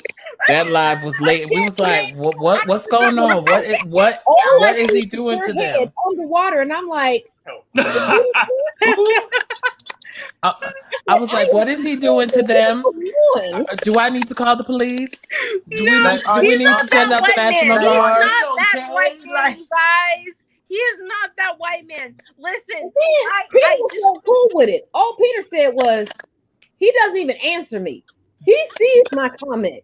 He waits until they get up and start drawing their hair and goes very calmly, Taz is confused. I think she thinks I'm killing you. And that was so calm. I was just like, really? Wondering what the fuck is going on. I just continue going. And I will say that was the perfect little brother moment right there. That was the perfect little brother moment. Like I'm seeing now, and I'm going to double down on your freak out just because I can. Like, and it was so smug how he did it. He moved off camera and was like, Taz is confused. Like, every time, I swear, Bob, every time I do something different, he's just like, have you told Taz yet? He's just like, have you told Taz? I'm like, she don't need to know yet. Let me just post a TikTok and then she'll and then, because okay, I am hard-headed, and just like now, I don't always wear my glasses. So then I'm like, okay, let me pause this. Girl, you saw what I'm doing. I'm like, wait, who that? And then I start the video back over, and then a whole text conversation will ensue. Did I see what I just saw? But here's my question though. Am I still sexy though? Do you even have to ask? Come on now. Really? Do you really want to hold me? Are you serious? Bubbles. You know, see, that's gonna be your new nickname for me to you. Bubbles. Stop acting like you don't already know. I'm like, are you serious? There's a reason why we're polyamorous, boo-boo. There's a reason why we're polyamorous. Exactly. And actually, Tia, me, you, and Jesse need to do a part 3 to the polyamory series. Chips Nips. Do you have Jesse's number? I'm here for that. Of course I do. I want to sit in on that. Text her ASAP, no Rocky. Maybe we can have a polyamorous conversation right now. Oh, this is right now. Jesse is having no time with the boyfriend. Oh, I'm not interrupting no time. So can we have a polyamorous conversation with each other right now? Yeah, Shemaine, you down? So, yeah, say less. Hold up. No, I wanted to ask Shemaine because I wasn't sure. Because I've had other people come on and then we bring up topics. Tiger can tell you, and then they go, "I'm going to cut my camera off. I'm not." So I always like to ask now. I'm part of the rainbow community. I've always been invested on learning more about the polyamorous relationship. So I'm kind of loyal because I really don't know too much about it. So can I ask you, like, what do you know about the polyamorous community? What I know a little bit about it is I know that it's like depending on the communication with the couple who's in it. That's all I know. Okay, so for me and my husband, okay, again, real quick, for anybody watching, I'm gonna let Tia take the lead on this. I'm gonna remove myself so people can focus, and I'll be right back in 2 and 2. Okay. Sweet. Okay, so real quick, for anybody watching, I am a little inebriated, so I might be able to. I'm conscious enough to be able to have this conversation, but I am inebriated because again, it's been a long time since I've been out. The sun hit me real quick. I'm a little bit tinier. Like I'm a little inebriated. So for it depends on the person when it comes to polyamorous. So for example, let's say I was a single individual and I was not married. Yeah. I would probably be a polyamorous person, a solo polyamorous individual who believed in, let's say my husband was married with a partner, and I was attracted to my husband. He'd be like, "Hey, yeah, I have a partner, but you're going to be my secondary partner because again, I'm non-binary, so I don't identify as female or male." He would tell me I'm his partner. And that's the idea of polyamorous. It's more than one partner at a time. It kind of just depends on whether or not you're coupled already, or if you are solo dolo and you decide to interact with someone who might have a partner and they're polyamorous or whatever the case may be. My husband and I, we are a polyamorous couple. So when it comes down to our relationship, we date together.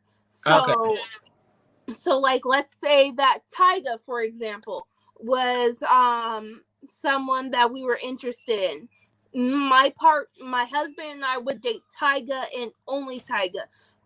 Opposed to if Tyga decided to have another partner and Tyga let us know, hey, I have a boyfriend or a girlfriend, whatever the case may be, and let's just talk about it. It's like, okay, let's just meet your partner to make sure that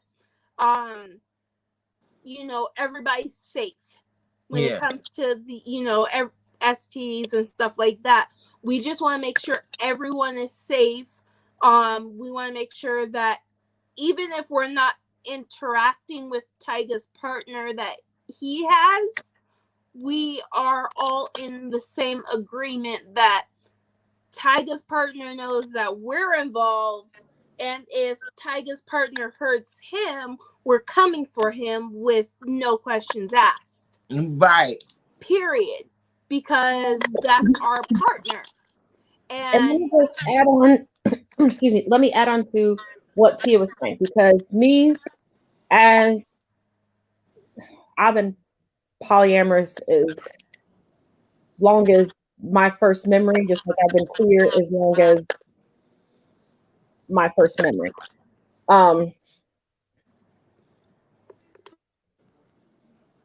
Polyamory isn't necessarily sexual. It is the ability to love multiple people and care for multiple people. You know how some people go, oh, it was love at first sight with this one person. With polyamory, you can have deep connections with multiple people. Exactly. And treat everyone the same. And people go, well, how do you divide up your time? It's actually easy. And a lot of times when everybody is honest in their polyamory, you don't have to divide your time, because think about it. It's no different than your friend group. You have commonalities that draw your friend groups together. So in polyamory, you have commonalities that draw other people together. So you all could all spend time together and have fun, but maybe that night one person is feeling frisky, so you're just with that one person. A lot of people get it confused as if it's like orgies every night. No. And sometimes it's just a simple, you can sit on the phone and not say a word but feel fulfilled. You can to, 2 or 3 people that you're close to and have no contact and feel fulfilled. You just don't fit into that box of monogamy. Exactly. Well, that's the same thing as being a bisexual, though. I think because we don't fit, because we bisexuals don't fit into a box neither. Well, we have that one, because I've been a bisexual for my whole life, so. But it's like we don't fit into that same box no way. Like if we have one partner who's male and then we have one partner who's female, if our partner who's female decides that if the partner that I'm having who's female decides that she want to go and have a relationship with somebody else, that's a conversation me and her will talk about it. I'm respected of that, and then she'll go ahead and do that, and we'll still do our thing. But if I wanted to do something that has something to do with me and the male partner I'm with, I can either ask her if she still wants to do so, or I can find another partner that wants to do so. It's like the same thing, pretty much. Oh, honey, you're a polyamorous bisexual woman. I was about to say, what is your name? Because I don't think I've ever actually seen you before. So can you tell me your name real quick? I'm Charmaine Holman. Okay, so Charmaine? Yes. Okay, so Charmaine, you're bisexual. I used to identify as bisexual, but then I realized I was non-binary, so I don't identify as one or the other. Again, I'm a little inebriated, so I'm sorry. So I don't identify with one or the other gender, but let's just say, do you find me attractive? Okay.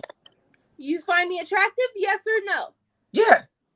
So you're not necessarily bisexual, but you're pansexual, because again, I don't necessarily identify with female, but because I have female parts, you're still attracted to me. You're pansexual. And because you're willing to have multiple partners and multiple connections, that also makes you polyamorous. Exactly. So pansexual, polyamorous individual.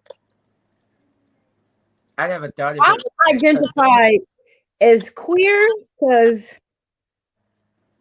baby, Yeah. I'm a with everything. We get it. I never thought of it like that because I've always been. But you missed when I told Shemaine when she said she was gonna fall out, and I said, "Well, baby, I know how to do CPR, but I'm not gonna be doing it for the right reason." I'm just being honest. Taz, we see Hey, you yeah. coming. Hey, yeah. Jesse I might got- say you're her wife, but you're my wife. It's okay. Yeah, you gonna get me beat up by Jessica. Go ahead, Tiger Baby. I got a piece out. I got to go walk my child before she get on my nerves. I will talk to you, lovely, beautiful people later. Tell your child I said I love them. Love you, baby. All right. You And- knew they said I love you. I love you. Just looking at me like, love you guys. Bye. Love you. Tell me where you got that wig from later. Huh? Tell me where you got that wig from later. Got you. I got it from my trans child. I got you. I got you. I'm gonna send you her info. Yeah, you send it to me, and I'll give you my number through TikTok. All right, babes. Talk to y'all later. Love you guys. Forward Bye. it to you. I'll forward it to you. Okay. All right. So I'm gonna mute myself because I'm gonna remind people on TikTok that we've extended for the night, so y'all continue to talk amongst yourselves. So in a sense, polyamorous, it's for me personally, and here's the reason why I realized that I'm more polyamorous, and it's going to sound super stupid, maybe because you're not necessarily spiritual as I am, but I'm a spiritual person. I'm not Christian. I was raised Christian. I was in a Christian household. My brother is a youth pastor. My sister-in-law is a minister. I know Christianity, and it never fit for me. It was never when I was saved in the idea of Christianity, when you get saved in the Christianity household, I was like, okay, cool. Like, this is great. Like, okay, I get it. It never fit for me. Every time I claim Christianity, something 10 times worse than before I claimed it happens. And I started looking into the idea of polytheism. That is the idea of for people who are watching who don't know, it's the idea of believing in more than one God. And again, the definition of God is not necessarily the Christian God. Just FYI, for some people, God can be Isis, God can be Lucifer, goddess can be Lilith, any type of entity that has a power amongst humility, if that makes sense. And that's where I am at. And when I realized that I wasn't Christian, things didn't necessarily get better for me when it comes to finances, but my life got better. I started realizing that I wasn't a female, like, I know I have boobs and I have a butt and I have hips and I have curves. It took me years to get comfortable with that. It took me so long to be like, wow, I'm comfortable in my own skin. I'm comfortable in my own body.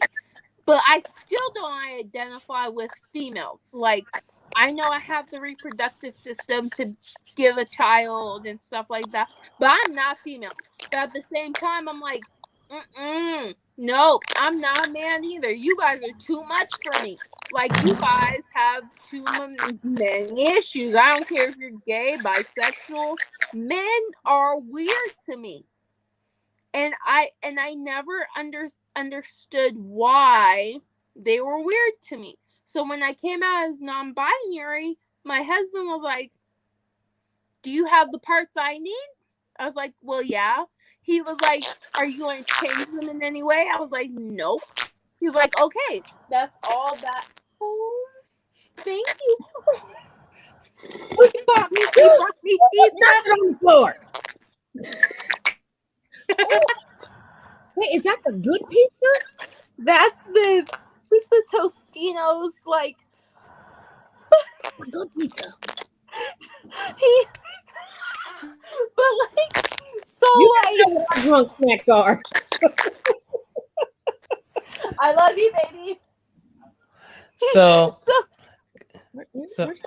go ahead, Where'd she D-Mac. go? Where'd she go? I'm here. Oh no, look, Bubbles. So I don't screw up and mispronounce you. I'm calling you Bubbles for that reason and that reason alone. I am Bubbles. I am the Powerpuff Girls Bubbles. Well, there it is then. No, I was because talking I'm about powerful as fuck, but I'm innocent as hell. Wait a damn minute. I'm about to look at me. That's that. Wait a minute. I'm about to pull a T Nathan right now. Did What? you just say that with your whole chest? I'm innocent as fuck. Did you just say that with your whole chest? I sure did. That's about as believable as when I told T Nathan yesterday that I don't attack people. That was his reaction. Peter deadass looked up like, bitch, where? And I said, okay, fine. Let me correct myself. I don't start wars with people. And that's great. But I will show up to the battle and end it. Bubbles didn't start wars. But Bubble ain't innocent shit. Yes, she Well, you forget that I talked to Peter. Okay. Oh, you're talking about Bubbles. Okay. I thought you were talking about I thought you were talking about the Bubbles from the actual TV show. Okay. I'm on track. Bubbles,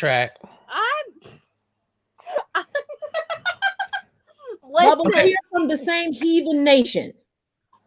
Oh my. Oh. So have you guys seen seen, even if it's just the first episode of the first season of American Gods? I've seen every episode and I read the book. I read the book. I am obsessed on American Gods because Kenza, I am Kenza Ashley on TikTok. Yeah. Made a post about it, and then she was telling me in the comments that it's really good, and if I read the books, I should watch them. But y'all know I'm horrible with trying to keep up with shows. And D-Mac, you know, because how many times did it take I'm me pretty sure it's to already finally oh, and D-Mac, my daughter found out that I was faking it about starting it without her. Don't look at me. I The told only you. reason she figured it out is because my son is a snitch. Taz, you're bad. I didn't mean to. You're I didn't think she wanted bad. to watch it with me. But You're I didn't bad. go any further, did I, D-Mac? And I You're thought I was bad. doing good. I engulfed, what was it, 3 large bowls of popcorn to keep from telling her what happened in episodes that I watched. But yeah, no, I'm obsessed with the goddess that they have playing, the woman that they have playing the goddess, and I was just like, oh my gosh, I was just like, she's so gorgeous. Yeah. So gorgeous. Which one? But the fact that she inhales dudes with her. Think of because she was. Are you talking about my husband said the only person he's thinking of is the African goddess because she was hot as fuck. And she ate everyone. And she ate my husband, listen, okay, this is, Well, it's a and good way to Taz, go. you can confirm this because you spoke to Peter personally. My husband, as white as he is, He's spicy white. He does not like white women. He is spicy white. Y'all, for my birthday, first of all, okay, so I convinced Tia to do this live where they would go on because they have a resin business and make some stuff. Okay. Yep. I was more than happy to moderate the live and promote the live. And then I was like, oh shit, that is dope. So I decided I was going to outbid everybody. That part. Because I wanted everything. And Tia's like trying to cut a deal with me. And I'm like, nope, this is what I'm sending. I said what I said, period. I don't want anybody to come in. Because I didn't want her to pay that much. Whatever. I didn't want to be out negotiated. And it was beautiful product. And it has lit up my office. And every time people walk into my office, those are the pieces that like draw their eyes to it. Wait, really? Yes. Like, y'all have seen my office. Maybe next week. Oh, I haven't shown people on YouTube, but the air conditioning just got fixed. So it's still a warm upstairs. So that's why I'm not upstairs right now. So maybe next week. Well, next week I'll take y'all on a tour. You'll love it. And as Tasha, the wife of I Speak, says, my office is, she calls it a Swiss Army office because she was like, it's really like 5 or 6 different things. But when people walk in, that's what their eyes are drawn to. So I love that even more. But do y'all know the kicker? Because around it on my birthday, I was so horribly sick. Tia packaged it so lovely and was so gracious. But Peter wrote a special little note. No, I'm not going to repeat what was said because that's precious between us. On the box that just like, I did an unboxing online, but I still didn't want to show people like that part. Like that's for me. Like, and you know how just some things are just so. Me and Peter has good handwriting. Me and Peter, we like to have. I specifically say to him, "You're not white. You happen to be white," because he's one of those white people who, and let's be real, he's a white male, a cis straight white male. He's one of those people who he was born in a conservative household. He was raised in a sense conservative, but his father, which mind you, I love his father. Like his father is a dope ass person. Brought him into multiple different churches, Christian, Buddhist, Judaism. Is that what that religion? No, Judaism. I did Catholic, Christian, Lutheran, Presbyterian, Mormon, and I just bullied some Jehovah's Witnesses. All of the Puritan religions. Those are all of the Puritan religions. When people don't think that when people think that Puritans have died off and the Puritan religion has died off, no, the just changed forms, darling.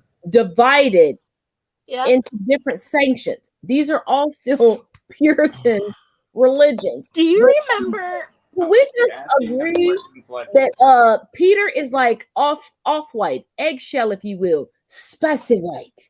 He thought he teased me. Do you remember as a kid, if we were doing something bad, our parents would call us heathens? Yep. Yeah. That's a real religion. Yeah, but I embrace being a heathen. You know Exactly. I do. I always tell people I'm a heathen. No, it's a real German religion. Being called heathen in the Black community is a legitimate German religion. And so when we're called heathens, it's in a sense like when our parents as kids used to call us like, oh my God, you're such a heathen. Low key, that is cultural appropriation, because heathenism isn't necessarily a African. Hold on, y'all want me to embarrass my son real quick? Wait a minute, hold on, because he knows that I'm live. Wait a second. Oh, Hold on. I didn't answer that one time, but we about to get his ass. This is the one that's always trying to get. Hello. You know I'm live, and I called you back, so everybody can hear you. Hey, son. Hola. And first off, I want to make it clear, if any of my loves on live, I just want to say, what's up, boo? Did you say you don't have loves? They are not your Good fans Lord. or followers. I just can't. They're not your love. Because and Bubbles, I am First of going all, to go I to am the bed. sexy I'm one in literally this falling asleep at the relationship. gate. I love you, brother. Love you too, Bubbles. Love you too, cousins. Love you guys. I'll see y'all later. Bye, boo. I don't want to fall asleep on the phone. I don't need anybody being. I don't need to embarrass myself on YouTube today. We love you. Love you too. Why can't we both just be sexy? Like, why can't you accept that? First of all, I am the originator of this face, so I'm the only one that can be sexy. You are a carbon copy. I'm not fooling with you. What do you want? Why are you even still awake? Isn't your bedtime 10 o'clock? All day waiting for my brother to call me, and he hasn't. Okay, so what you want me to do about it? You know we had a whole tornado warning. Right, that was the purpose of my call. Just to say, like, if you do talk to my brother, then tell me to call him, because his birthday's in a couple days. Oh, so you weren't worried about your mother getting swept up in a tornado like Dorothy in The Wizard of Oz? Because ain't no fucking tornado. Like mom. I even knew where the cadence was going to fall. I hate you.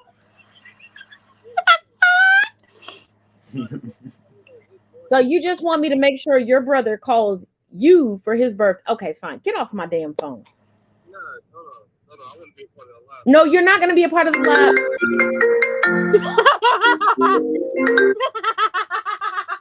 Can't nobody see you. You dark as midnight. Hi, son. Hello, my son. How are you doing, my son? My second wife is on the phone talking to you, and can't nobody see you because you outside in the dark. Hey, son, why are you calling my wife right now? Let me talk to him. Why are you calling my wife right now? I'm having a conversation with your mother, and I don't think it's appropriate that you're calling her right now while me and your mother are having a conversation. You don't know what this conversation was going to go But wait a minute, did you see him just step into the frame like he Black Jesus? I sure did. And this is why I'm about to have another conversation like I'm Black Jesus. So where are we going with this, bro? So look, I'm gonna let you know right now, love, that I am the topic of any conversation. No, the fuck you are not. The last time I checked, I'm on the phone with your mom. Last time I checked, I'm on the phone with your mother. So I'm pretty sure I'm the topic of conversation here. She is right, though. They are right. They are right. No. I think both of y'all are inebriated. Lord, we're going to have an inebriated I know I am. I don't know if your son is, but I know I am. Well, looking at his eyes, I am the topic of conversation. Wait a minute. Let me get a close-up of Black Jesus right now. Okay. Are we about to do this right now? Hold up. We're about to. Okay. Are you ready to have this fight right now? Look. It's not a fight. I'm just trying to tell you, look, you see this? You see this smile? This beautiful face? I'm the topic. I'm pretty sure your mother is talking to me, so I'm the topic of conversation. I am getting off the phone with you. Good night, because you were up well past your bedtime. Wait a minute. Are you going to see your sister get, as she's called, re-dipped tomorrow? Okay, don't roll your eyes at me. Who you rolling your eyes at? I'm just saying, you asked me a question. No, who you rolling your eyes at? I wasn't rolling. No, yes, you did roll your eyes. I saw you roll your eyes. Who you rolling your eyes at? If Who you rolling your eyes at? No, answer that question. Who you rolling your eyes at? not even let me finish. If I did, I'd probably answer. So Okay. Well, just know that I love you. I love you, brother. Get off my phone. I gotta get off my phone. go ahead. No, finish it. I'll be on here with you. No, you will not. I'm getting off. You need to go night-night. Bye. Bye. No, don't come to my house. Don't come to my house.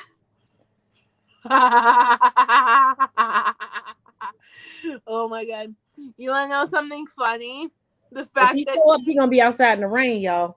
you wanna know something funny? I realized that, so I called my brother today, one of my older brothers, and I said, like, I was asking him, hey, did mom tell you that I'm non-binary? He was like, it's funny that you say that. I'm with her right now. I was like, oh, okay.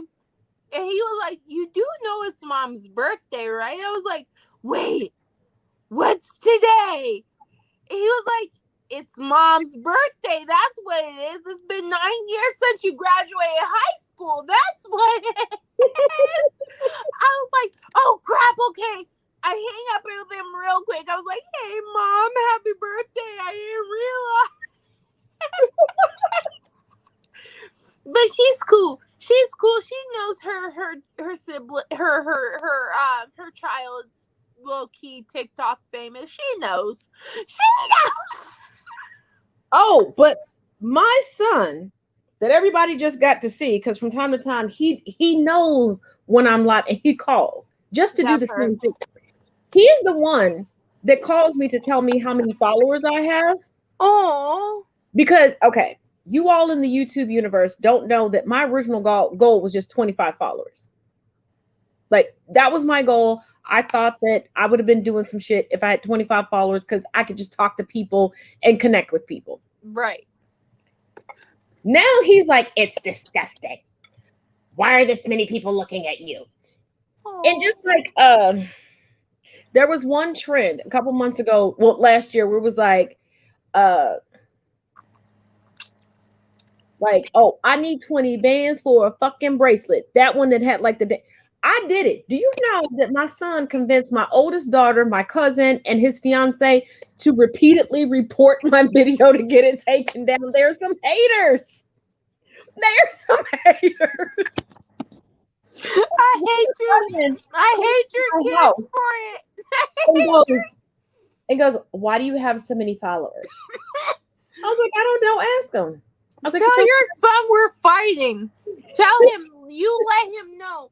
Hey, Tia and you are fighting. We're fighting ASAP, no Rocky. If he wants to drive through this tornado warning to come down to my house to pop up on camera, he's done it before, so I don't put it past him. Hey. ASAP, no Rocky, we'll fight.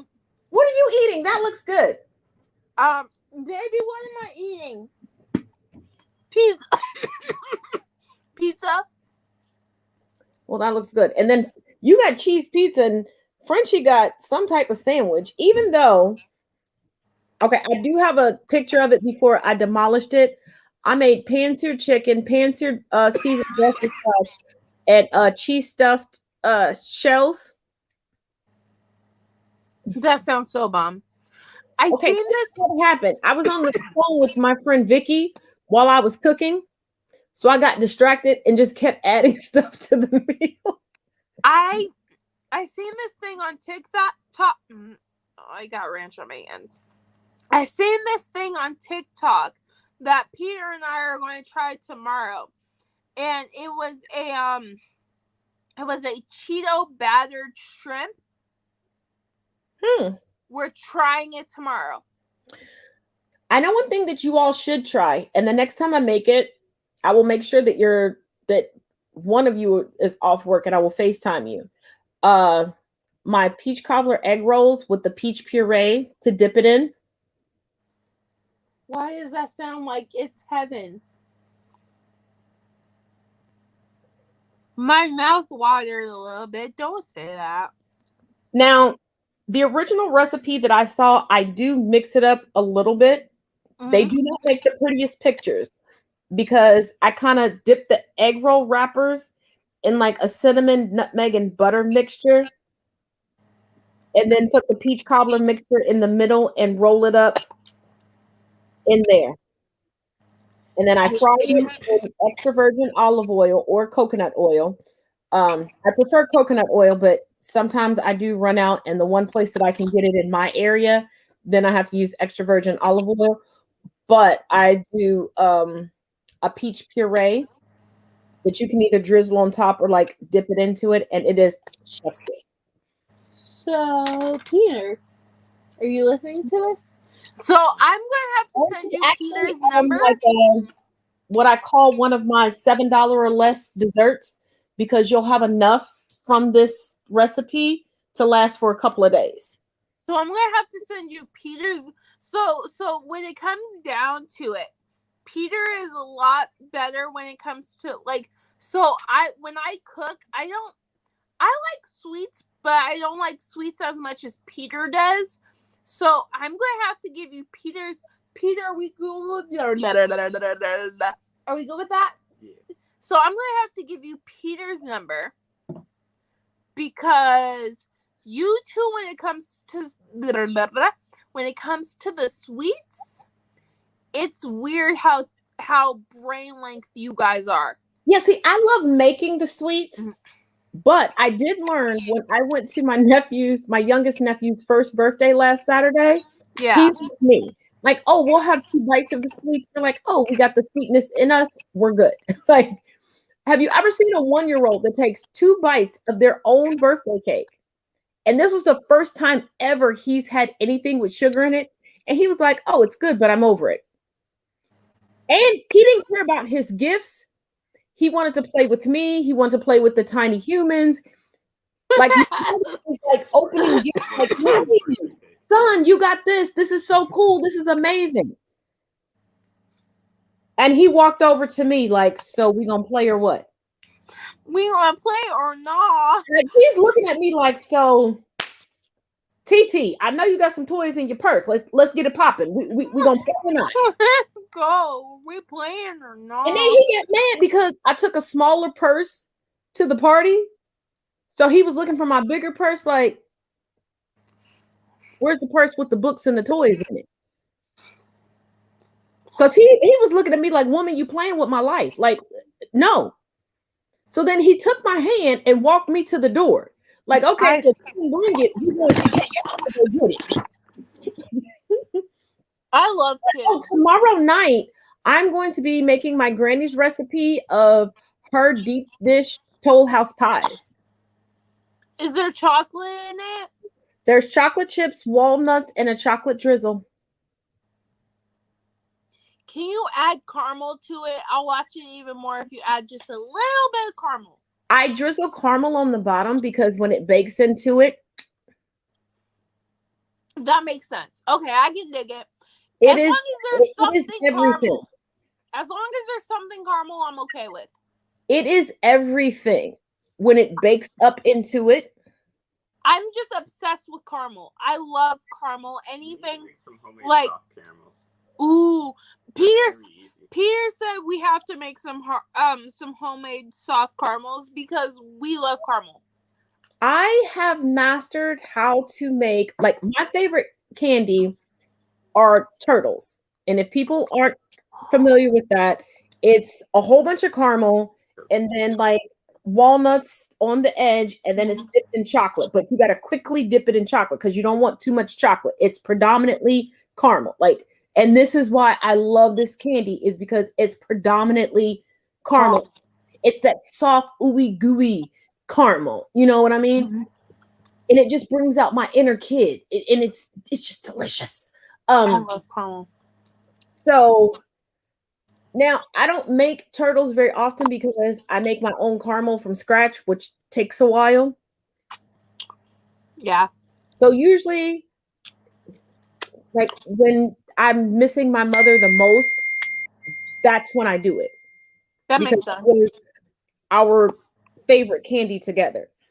And I'm not gonna lie, y'all, the month of July, because me and my mom used to like to hit different water parks. I do get emotional. So if you see me like going live a bunch on TikTok and you can see me in my kitchen, just go along with it. I don't care how many times y'all see me make this candy, act like it's the first time and just go on this ride with me. Okay? I'll tell you what, I'll go on that ride with you because that's going to be me in August. And I will My be right brother. there with you. But I'm just pre-warning people. Like, if you see me with the exact same content on live, just placate me and act like it's the first time you've seen it, because that's how I cope. That's how I deal. I make this candy. And because, like I said, Frenchie and I have opposing schedules. So when he leaves to work, I'm here by myself. All I have is to reach out to everybody else.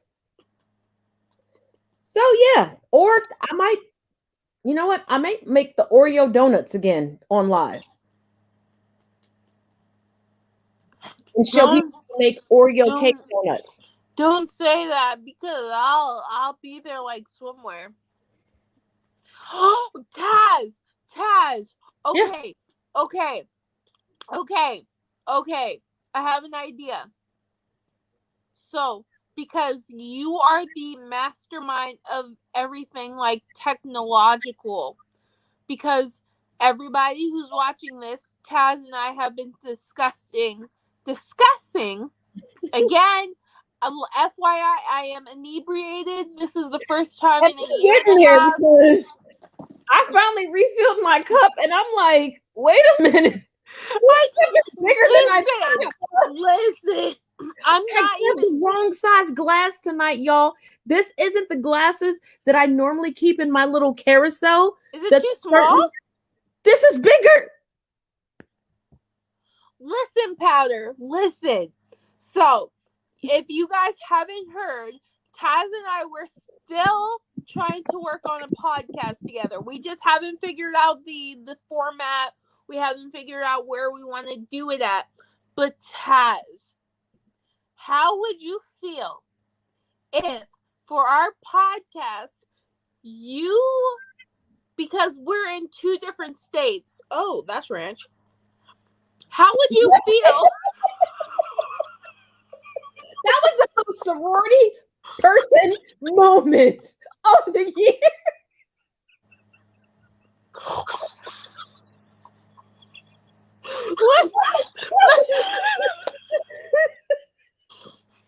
Listen, Linda. Listen, Linda. So, how would you? I hate myself. How would you feel if, for like, maybe once we figure out the platform that we want to do the podcast on, the first podcast we do is a podcast where you're teaching me what to bake from a distance. You know, so like, let's say this is, for all intents and purposes, you want to teach me how to do an apple pie. I know how to make apple pie, so we don't have to worry about that. But let's just use that for example. Teach you how to make my apple crumble cobbler. Exactly. Ooh, I like that idea. So the first episode that we're doing is we're talking to each other, and you're telling me how to, mind you, while you're making it yourself. Oh, somebody said that would be a fun podcast. Yes. So you're teaching me how to make your apple apple crumble cobbler. Yes. So, and that's the first podcast. And then any other podcast we'll figure out how from there. But I feel like the first podcast that we do together, you're teaching me how to make something. And then we can swap. Or then you teach me how to make something. And then the next one we have a random conversation. And then oh my God. Oh, I think we figured it out. I think we did. Because I want to teach you how to make my street taco teriyaki tacos. Oh my God, that sounds amazing. So when COVID first hit, Peter and I, even to this day, have you ever heard of the YouTubers, the Try Guys? Yeah. So when COVID first hit, they did this thing where it was like kind of, what was that show called, Peter? Mystery Box. So their partners or their Mystery Box. Yeah. So their significant others would put food in a box, and then you would have to try and make something. And so Peter put a shit ton of stuff in a box for me, and it was turkey, teriyaki sauce, street taco shells, cheese, tomato paste, tomato chunks, and I'm pretty sure I actually still have the snap from it, but it was a teriyaki street teriyaki taco. Mind you, my husband, he can't eat like red meat, so it had to be teriyaki or turkey meat. But you can probably use whatever you want. You know what else I thought about? What? Once a month, because we've done this since my children were younger, they give me a food challenge where certain ingredients, mm-hmm. and then they just bring it over and go, well, Mom, figure out a meal from this. Mm-hmm. I figure we could take suggestions from the audience and take those ingredients and side by side interpret them the way we interpret them. You know what I mean? Mm-hmm. So people could get 2 different recipes from us at the same time. Or 3 if Peter wants to join in too. Okay, sorry, Peter, that I'm pulling you into this, but I pull you into everything. Peter Taz pulled you into it again. Are you okay? You see how they said again, because I admit, I pull Peter into a lot of stuff. He said he's cool with it. You're going to bring Peter bring your right face into it. He said, yeah, he's cool with it. Yeah, so like if we get suggestions for like ingredients from the audience, we have to come up with recipes. Each one of us can come up with something different, and they can get 3 recipes at once. And we can taste it live on air and give our honest, true reactions, because none of us can hide our facial emotions. Let's be real. Peter tries.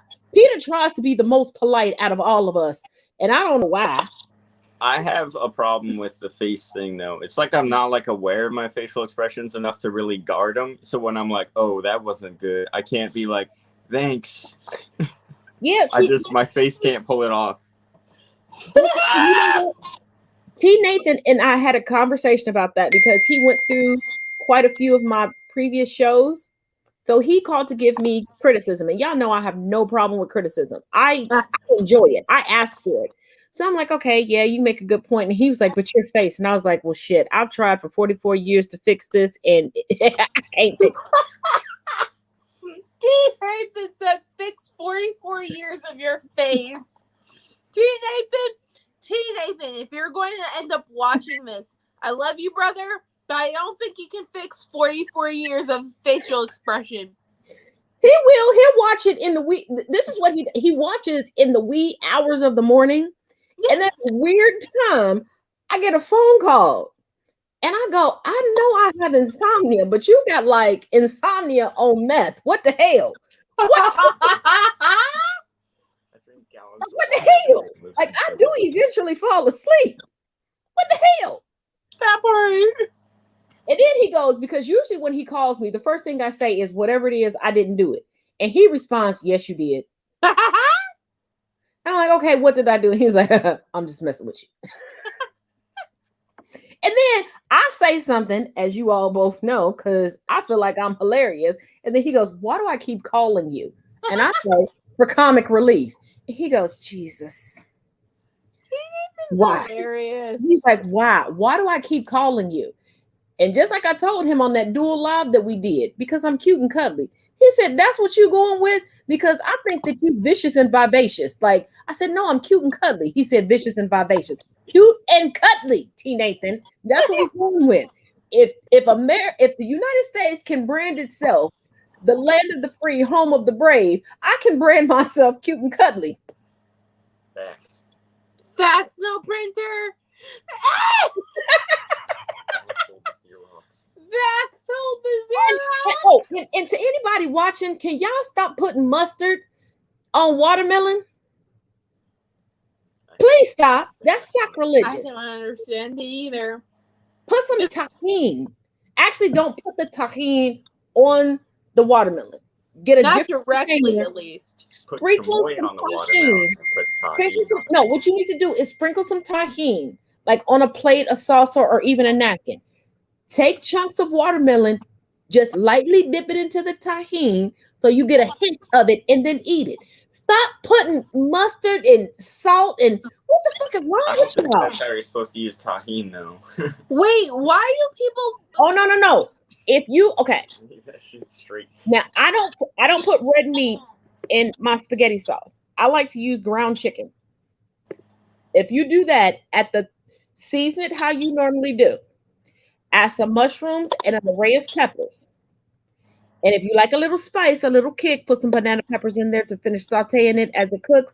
But when it gets to the 3/4 cooked mark, sprinkle a little tahini in there. That part. Baby, it will change your life. And then when it's done cooking, drain it, put it back in the skillet, put a spoonful of tomato paste, and put some mozzarella cheese and grate up some Parmesan cheese. And if you got a little extra coin in your pocket that month, get Parmesan oregano. Then add your sauce. And as you're boiling your noodles in the water, put a little bit of extra virgin olive oil, some thyme, some rosemary, Himalayan sea salt, and just a half of a teaspoon of better than bouillon chicken. And then when the water boils, put your noodles in there. It'll change your life. We were doing that for a while. We ran out of our better than bouillon chicken. But what I'm saying, we boiling our pasta in that for. But I'm saying this on YouTube so y'all can come back to it whenever you want. Do what I said. Thank me later. This is why I keep collecting husbands and why my family only wants food gifts from me. I'm telling you, I got as many husbands as I got as Marvel action figures, baby. She said what she said, and I will not. Taz, I have a question for you. Yes, baby. And I don't know. Okay. Hold on a second. Xavier, it's not mustard. It's better than bouillon. We're not putting mustard in. What the fuck? No, not mustard. Mustard for the mustard and watermelon. No, you're not putting mustard on what? No, don't do that. But I will tell you, go on Amazon and get authentic French mustard and take a tablespoon. And I'm not talking a measuring tablespoon. I'm talking about the tablespoon that you would use like out of your cabinet and put a dollop of it into your potato salad. It's going to change that too. But go ahead, Tia. So okay. And you don't necessarily have to answer this live while we're live. But because you and I have talked so much about the idea of non-binary and not necessarily identifying as one gender, are you still identifying as she, her, or are you like for all intents and purposes am I still addressing you as she, her?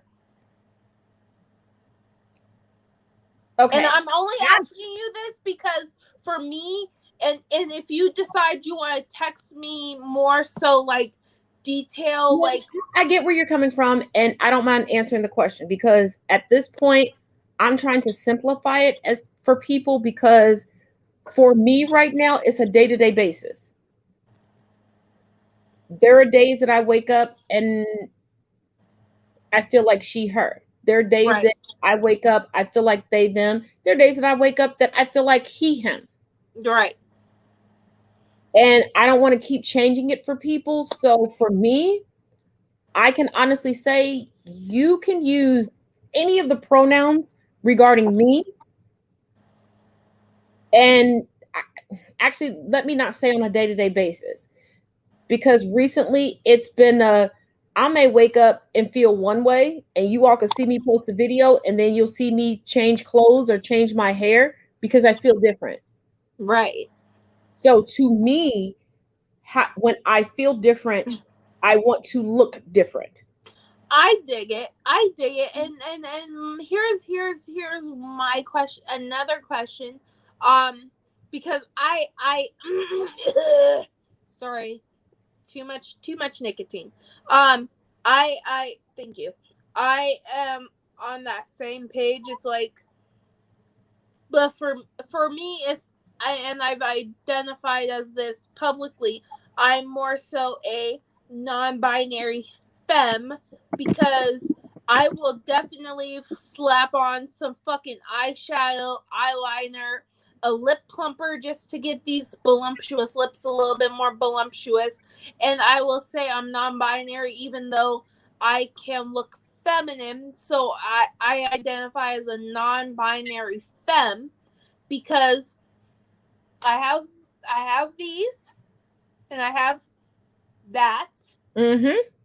Like, and I'm not going to change it because for some non-binary people, they will go through depending on their birth sex, they will either do testosterone treatments or I completely get it. And I've even had people like DM me, and I know they mean no harm, but they're like, "Oh, I watch your show. I love your show, but don't you think you should wear makeup?" No. Right. Most of the time, I don't feel like it. Maybe once or twice a week, I feel like it, but a lot of times I don't. And I also know that I am a sapiosexual, which means that I'm not aroused by genitalia. I'm aroused by intellect. So I'm like, while you're sitting here trying to flirt with me, you're still not gonna do nothing for me. I can. I can. First of all, you are also very smart, Oh, which allows me to break through the barrier to see the physical attractiveness. And that's what I think that's what a lot of people get confused with sapiosexuals. They're like, oh, you're mentally attracted. Yeah, the mental attraction, once you identify it, it breaks down the barrier because we're blinded to everything else until we know you're not a walking brick wall. Right. And then that brick wall comes down, and then we're like, oh shit, this is a house. This is a powerhouse. So, but for me, I'm still going through that process. Yeah. I haven't completely gone over to they them because there are still days that I identify more with the feminine side. There are days that I identify more with the masculine side. Then there are days that I'm just riding the fence. And it's okay. Everything is a process. As I go through this process, who knows? Maybe tomorrow, maybe in a week, maybe in a month, maybe in a year, I'm like, okay, definitively, these are my pronouns. Right now, anybody can use any pronouns regarding me. And I'm saying this publicly because I'm comfortable in saying that. But if you all have noticed, if you followed me for any amount of time on any of my social media platforms, I'm the graphic t-shirt chick. Like, this is what I do. This is what I'm comfortable in. I am comfortable in very androgynous attire. Once a week, yes. Do I like to put on a dress and heels? Yes. You want to see the heels I have? But here's the thing. I don't feel like a woman being feminine. Right. That's the thing. Oh my God, those are sexy. But I think you can understand when I say I don't feel like a woman being sexy. Right. But when I put on the dress and heels, it feels just as natural as me being androgynous. That part. She got the fuck me heels going. These are my wedding heels, by the way. And I see the fuck me vibes in Peter's eyes. So, like I said, them is the fuck me heels. I said what I said. Hold on, let me spotlight you in these heels. Hold on, so people can really see. Really, really. Oh yeah, yeah. Help her, Peter. Help her. Get it. They're a little bit tight, but these were my heels when we got No, married. y'all getting free OnlyFans right now. Not quite. Oh, did you get it? Oh, you're so close. Them is some sexy ass hip. Oh, and it look at that thigh muscle. Oh, we These supposed to are from Fashion Nova for $15. we supposed to be looking at the shoes, and I'm looking at thigh muscle. Sorry, Peter. These were again Fashion Nova, like $15-20. Wait, that's a Fashion Nova shoe? Girl, hold up. I have the other. That I didn't know Fashion Nova was doing it like that. I got my whole entire wedding dress from Fashion Nova. Oh, you got to teach me about Fashion Nova. Fashion Nova, so when I first got on Fashion Nova, mind you, when I first got on Fashion Nova, I identified as she, her. And Fashion Nova, when I first got comfortable with it, it was it fit any size female or non-binary, whatever you identified as. Oh, but Sid, you got to teach me about Fashion Nova. I didn't know they was doing it like, oh, I'll be all out of the curve. So when I found my wedding dress on Fashion Nova, it was $70.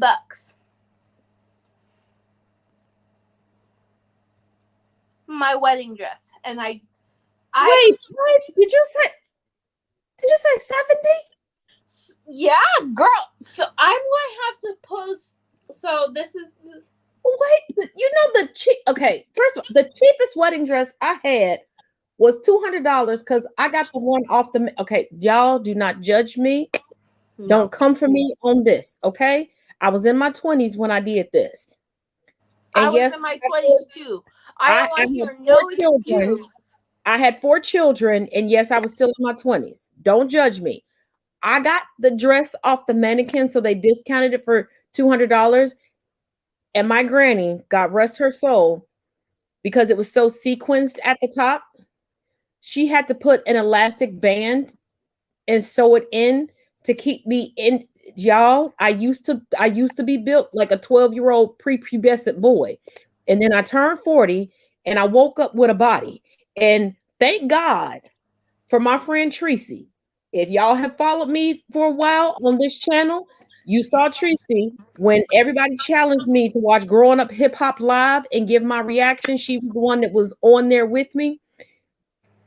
I called this woman booty butt hole naked, fresh out the shower, because I looked at myself in the full mirror and called her like, bitch, body. I am that inappropriate friend. Just know I am that inappropriate friend. I am that inappropriate sibling that'll be like, I got titties now.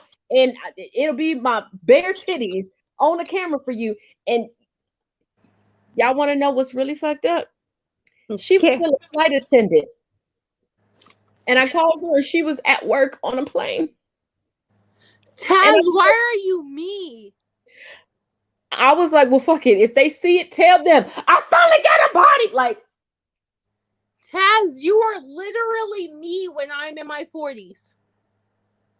But I look like my 40th birthday happened literally 3 days later. Like, I can show you all pictures of me on my 40th birthday with my children because I always spend my birthday with my children. It's no knock to my friends or anything. It's just a long-standing tradition that I spend it with my children. You want to spend it with me? Realize we're going to be hanging out with my kids. We'll probably go to a game room, probably do some go-karts, you know, stuff like really. You know what? Let me get... Is that what we doing? Anyway, that's what we do. You can come hang out with us. But I promise you, 3 days later, I did a live on Facebook and people thought that I had plastic surgery. And I said, baby, how could I have plastic surgery and recover this quick? This ain't, I don't know what the fuck happened. I don't know why the ancestor decided to bless me now. Black don't crack.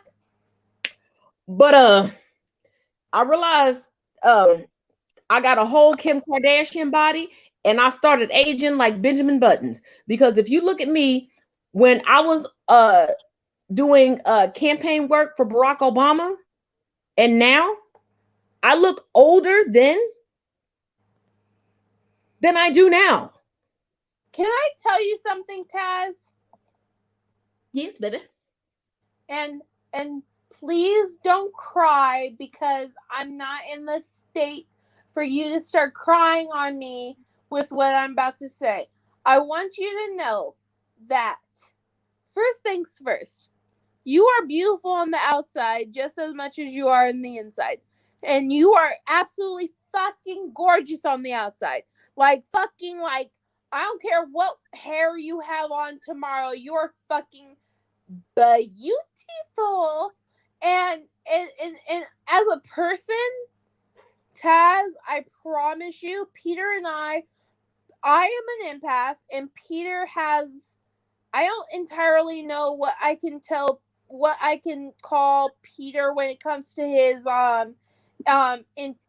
intuition with people, but him and I have talked about you specifically a lot, and when it comes to Peter's word, his word is, when he tells me something, it solidifies how I feel. You are a person that, even if you might have bad intentions, they're always good. And you are a person who is, no matter what you say or do, even if you might say, yeah, I've got some fucked up intentions in this situation, you are a beautiful person, and you have some type of energy about you that you might not understand your energy that you have, but other people can see it and sense it, and it's just like this. How can I put it? It's this energy that always wants to be around. Like, it's, you have this energy that a person will always want to be around 24/7. And I just want you to know that you are such a wonderful person. You are such a beautiful person who has such a huge heart. And when I see you defending your friends and your family on TikTok, it makes me want to be a better person. And I just want you to know that I see you. Even if other people might not see you, I see you.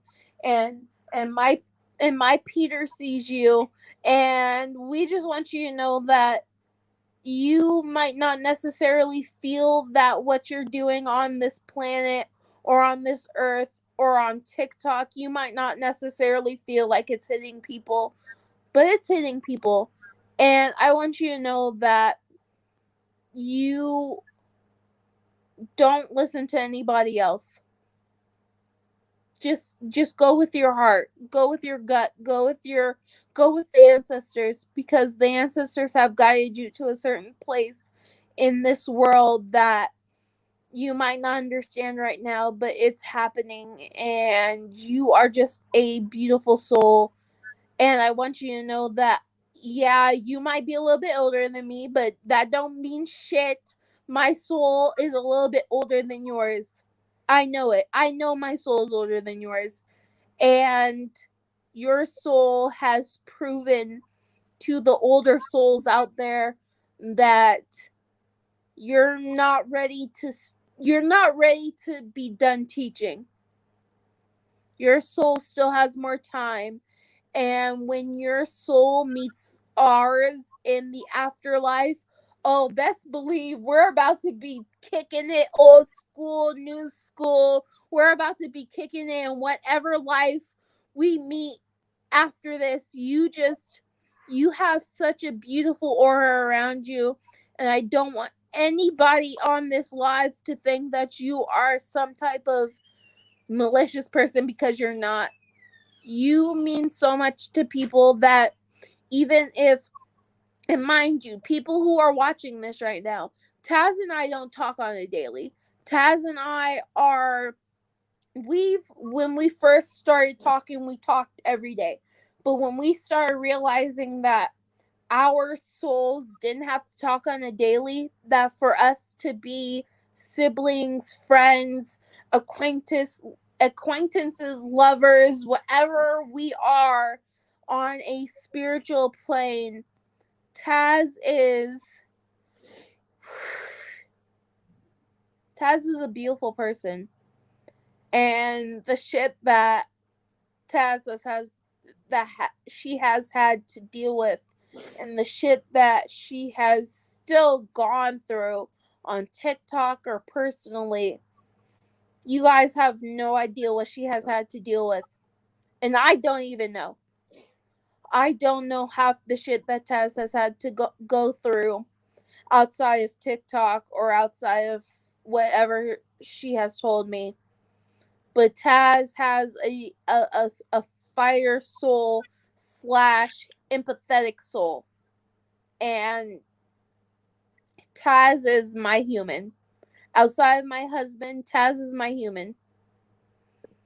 And I want you to know, yes, outside of my husband and outside of my personal family, like, you know, like the people who raised me and all that. So much to me. You're my human. Humbled. I know I have not shared with people what I've gone through this month, but I will say you don't know how humbling and how much it means to me. Oops. To say that.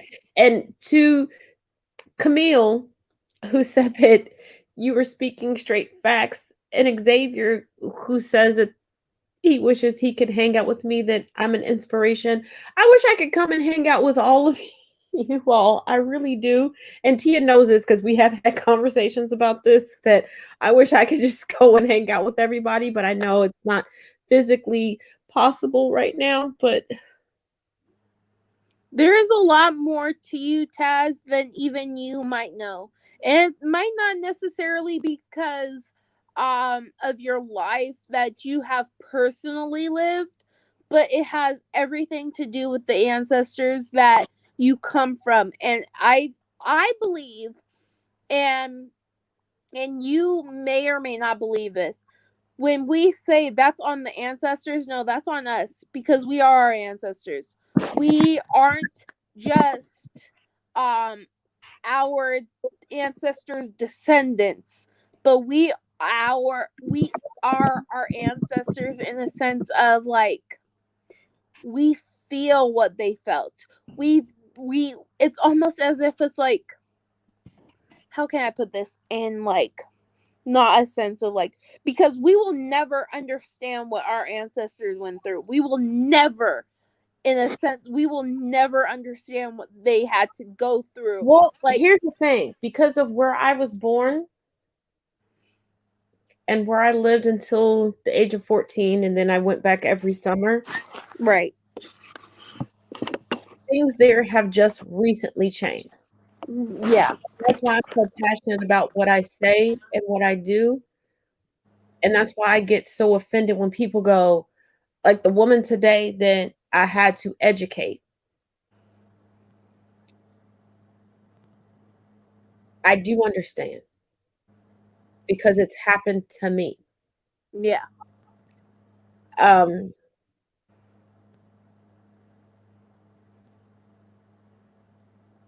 I just the want first, you to know you're beautiful. the first time publicly, I'm going to tell you all why my tattoos are strategically placed. They're strategically placed to hide certain scars. And the one reason why, even when I do my makeup, I do not cover this is because I wear it as a badge of honor. Yep. I survived. I am here and I didn't allow what happened to me previously to break me. Yeah. I'm saying this to say that I'm better than other people or other people should do what I do. No, not in the least. I'm just saying, and I'm speaking for me personally, that this is my badge of honor. Because I've been hit so many times in the same place, this will never go away. I used to be self-conscious about it. And then one day, literally one day, I woke up and was like, wait a minute. I could have died with a perfect face. That part. But I'm alive. I've never been a perfect human. When I was born, when I had to learn how to walk, my legs had to be broken and put in the proper place because my legs, when I was born, went out this way. Yeah. I have been told so many times I wouldn't make it to a certain age. I was told, my parents were told that I was going to be a boy when I was born, but here I am. Not quite a boy, not quite a girl, not quite in between. So I have learned to embrace things and take it as a badge of honor. So when I decide not to wear makeup and get on camera with people, it's because I'm happy in the skin that I'm in. And I hope I can inspire other people to be happy in the skin that they're in. Can I? Here's a little side note. If you got Audubon curves, you know, as D-Mac says, the thick madams and the thick sirs, baby.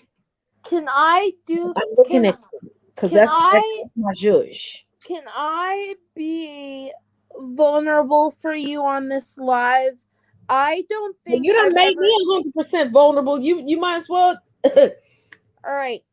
Wow. So you talk for a little bit, and I'm going to and mind you, okay. So for anybody on this live, again, I understand. I have boobs.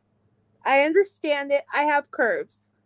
I get it. Please do not point it out to me when what I'm about to put on for you. Wait a minute. You got curves? You didn't tell me you had curves. Sib, you supposed to tell me these things. Listen, I'm about to put what I'm about to put on for you guys, I haven't put on for a public audience in a really long time. Because I had to more so solidify the idea of my non-binariness, if that makes sense. I've had to solidify the idea that I am not a identifying female. So you be on here really quick. Well, we're trying to get a chicken to pop on with us. Who? You know, Reformed Chicken. Oh, get sis on the line. Well, I'm trying to get her to get on here so we don't get all mushy. While you figure that out, I'm going to. Hey, babe, can you refill this, please? You got cookies? Oh, never mind. I got cookies over here. Can I have a kiss? Whoa. Oh, I got the top. Oh, I can't have a kiss? Okay, fine. That's messed up. Babe don't want to give me a kiss. Twin don't want to get on camera. Sib done disappeared to, I don't even know what she doing. Wait, what is that? Wait. Oh, that is red. That is fire engine red. Oh. Okay, all right. I'm getting Irish vibes from this. Here.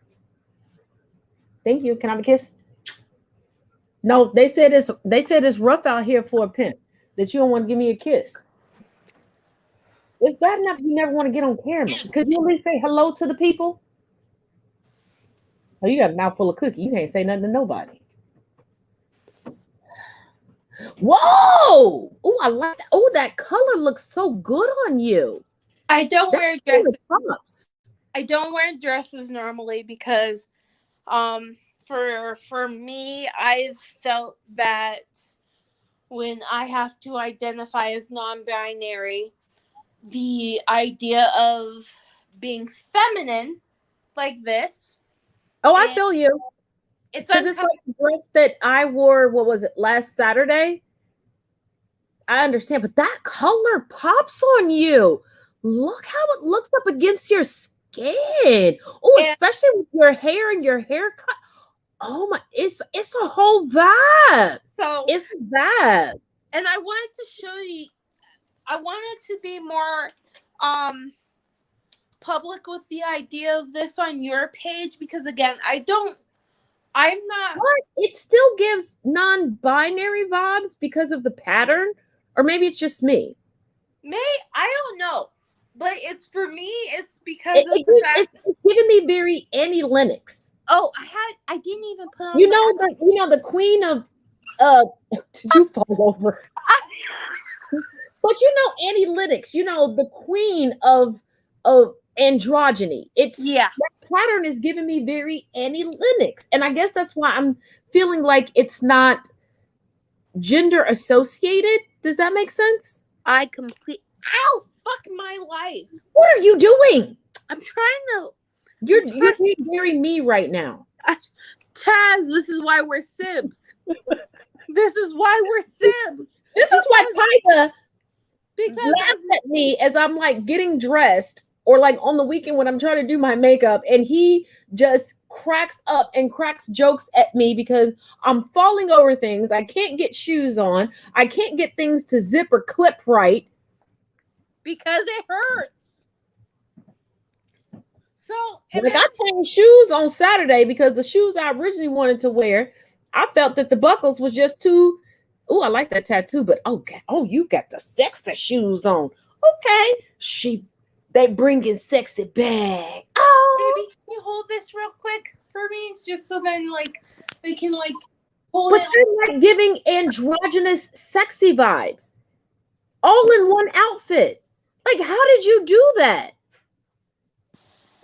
But wait, how did you do? You're giving androgynous sexy vibes in one outfit without even putting accessories on.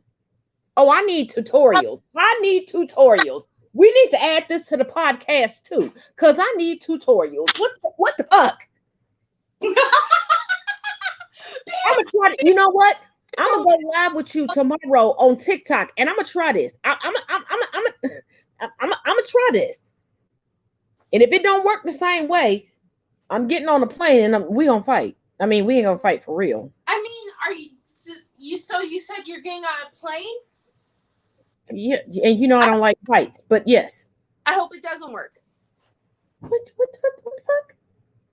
I hope it doesn't work. I hope it doesn't work so much that when you get here, you get to wear. Hold up. Give me Because one. I'll bring my donut molds. So as I'm going off on you, I'll be making donuts in the kitchen. I'm not done then. Oh, fudge nuts. Okay, well, I have. Wait, do you have more? Wait, what? Oh.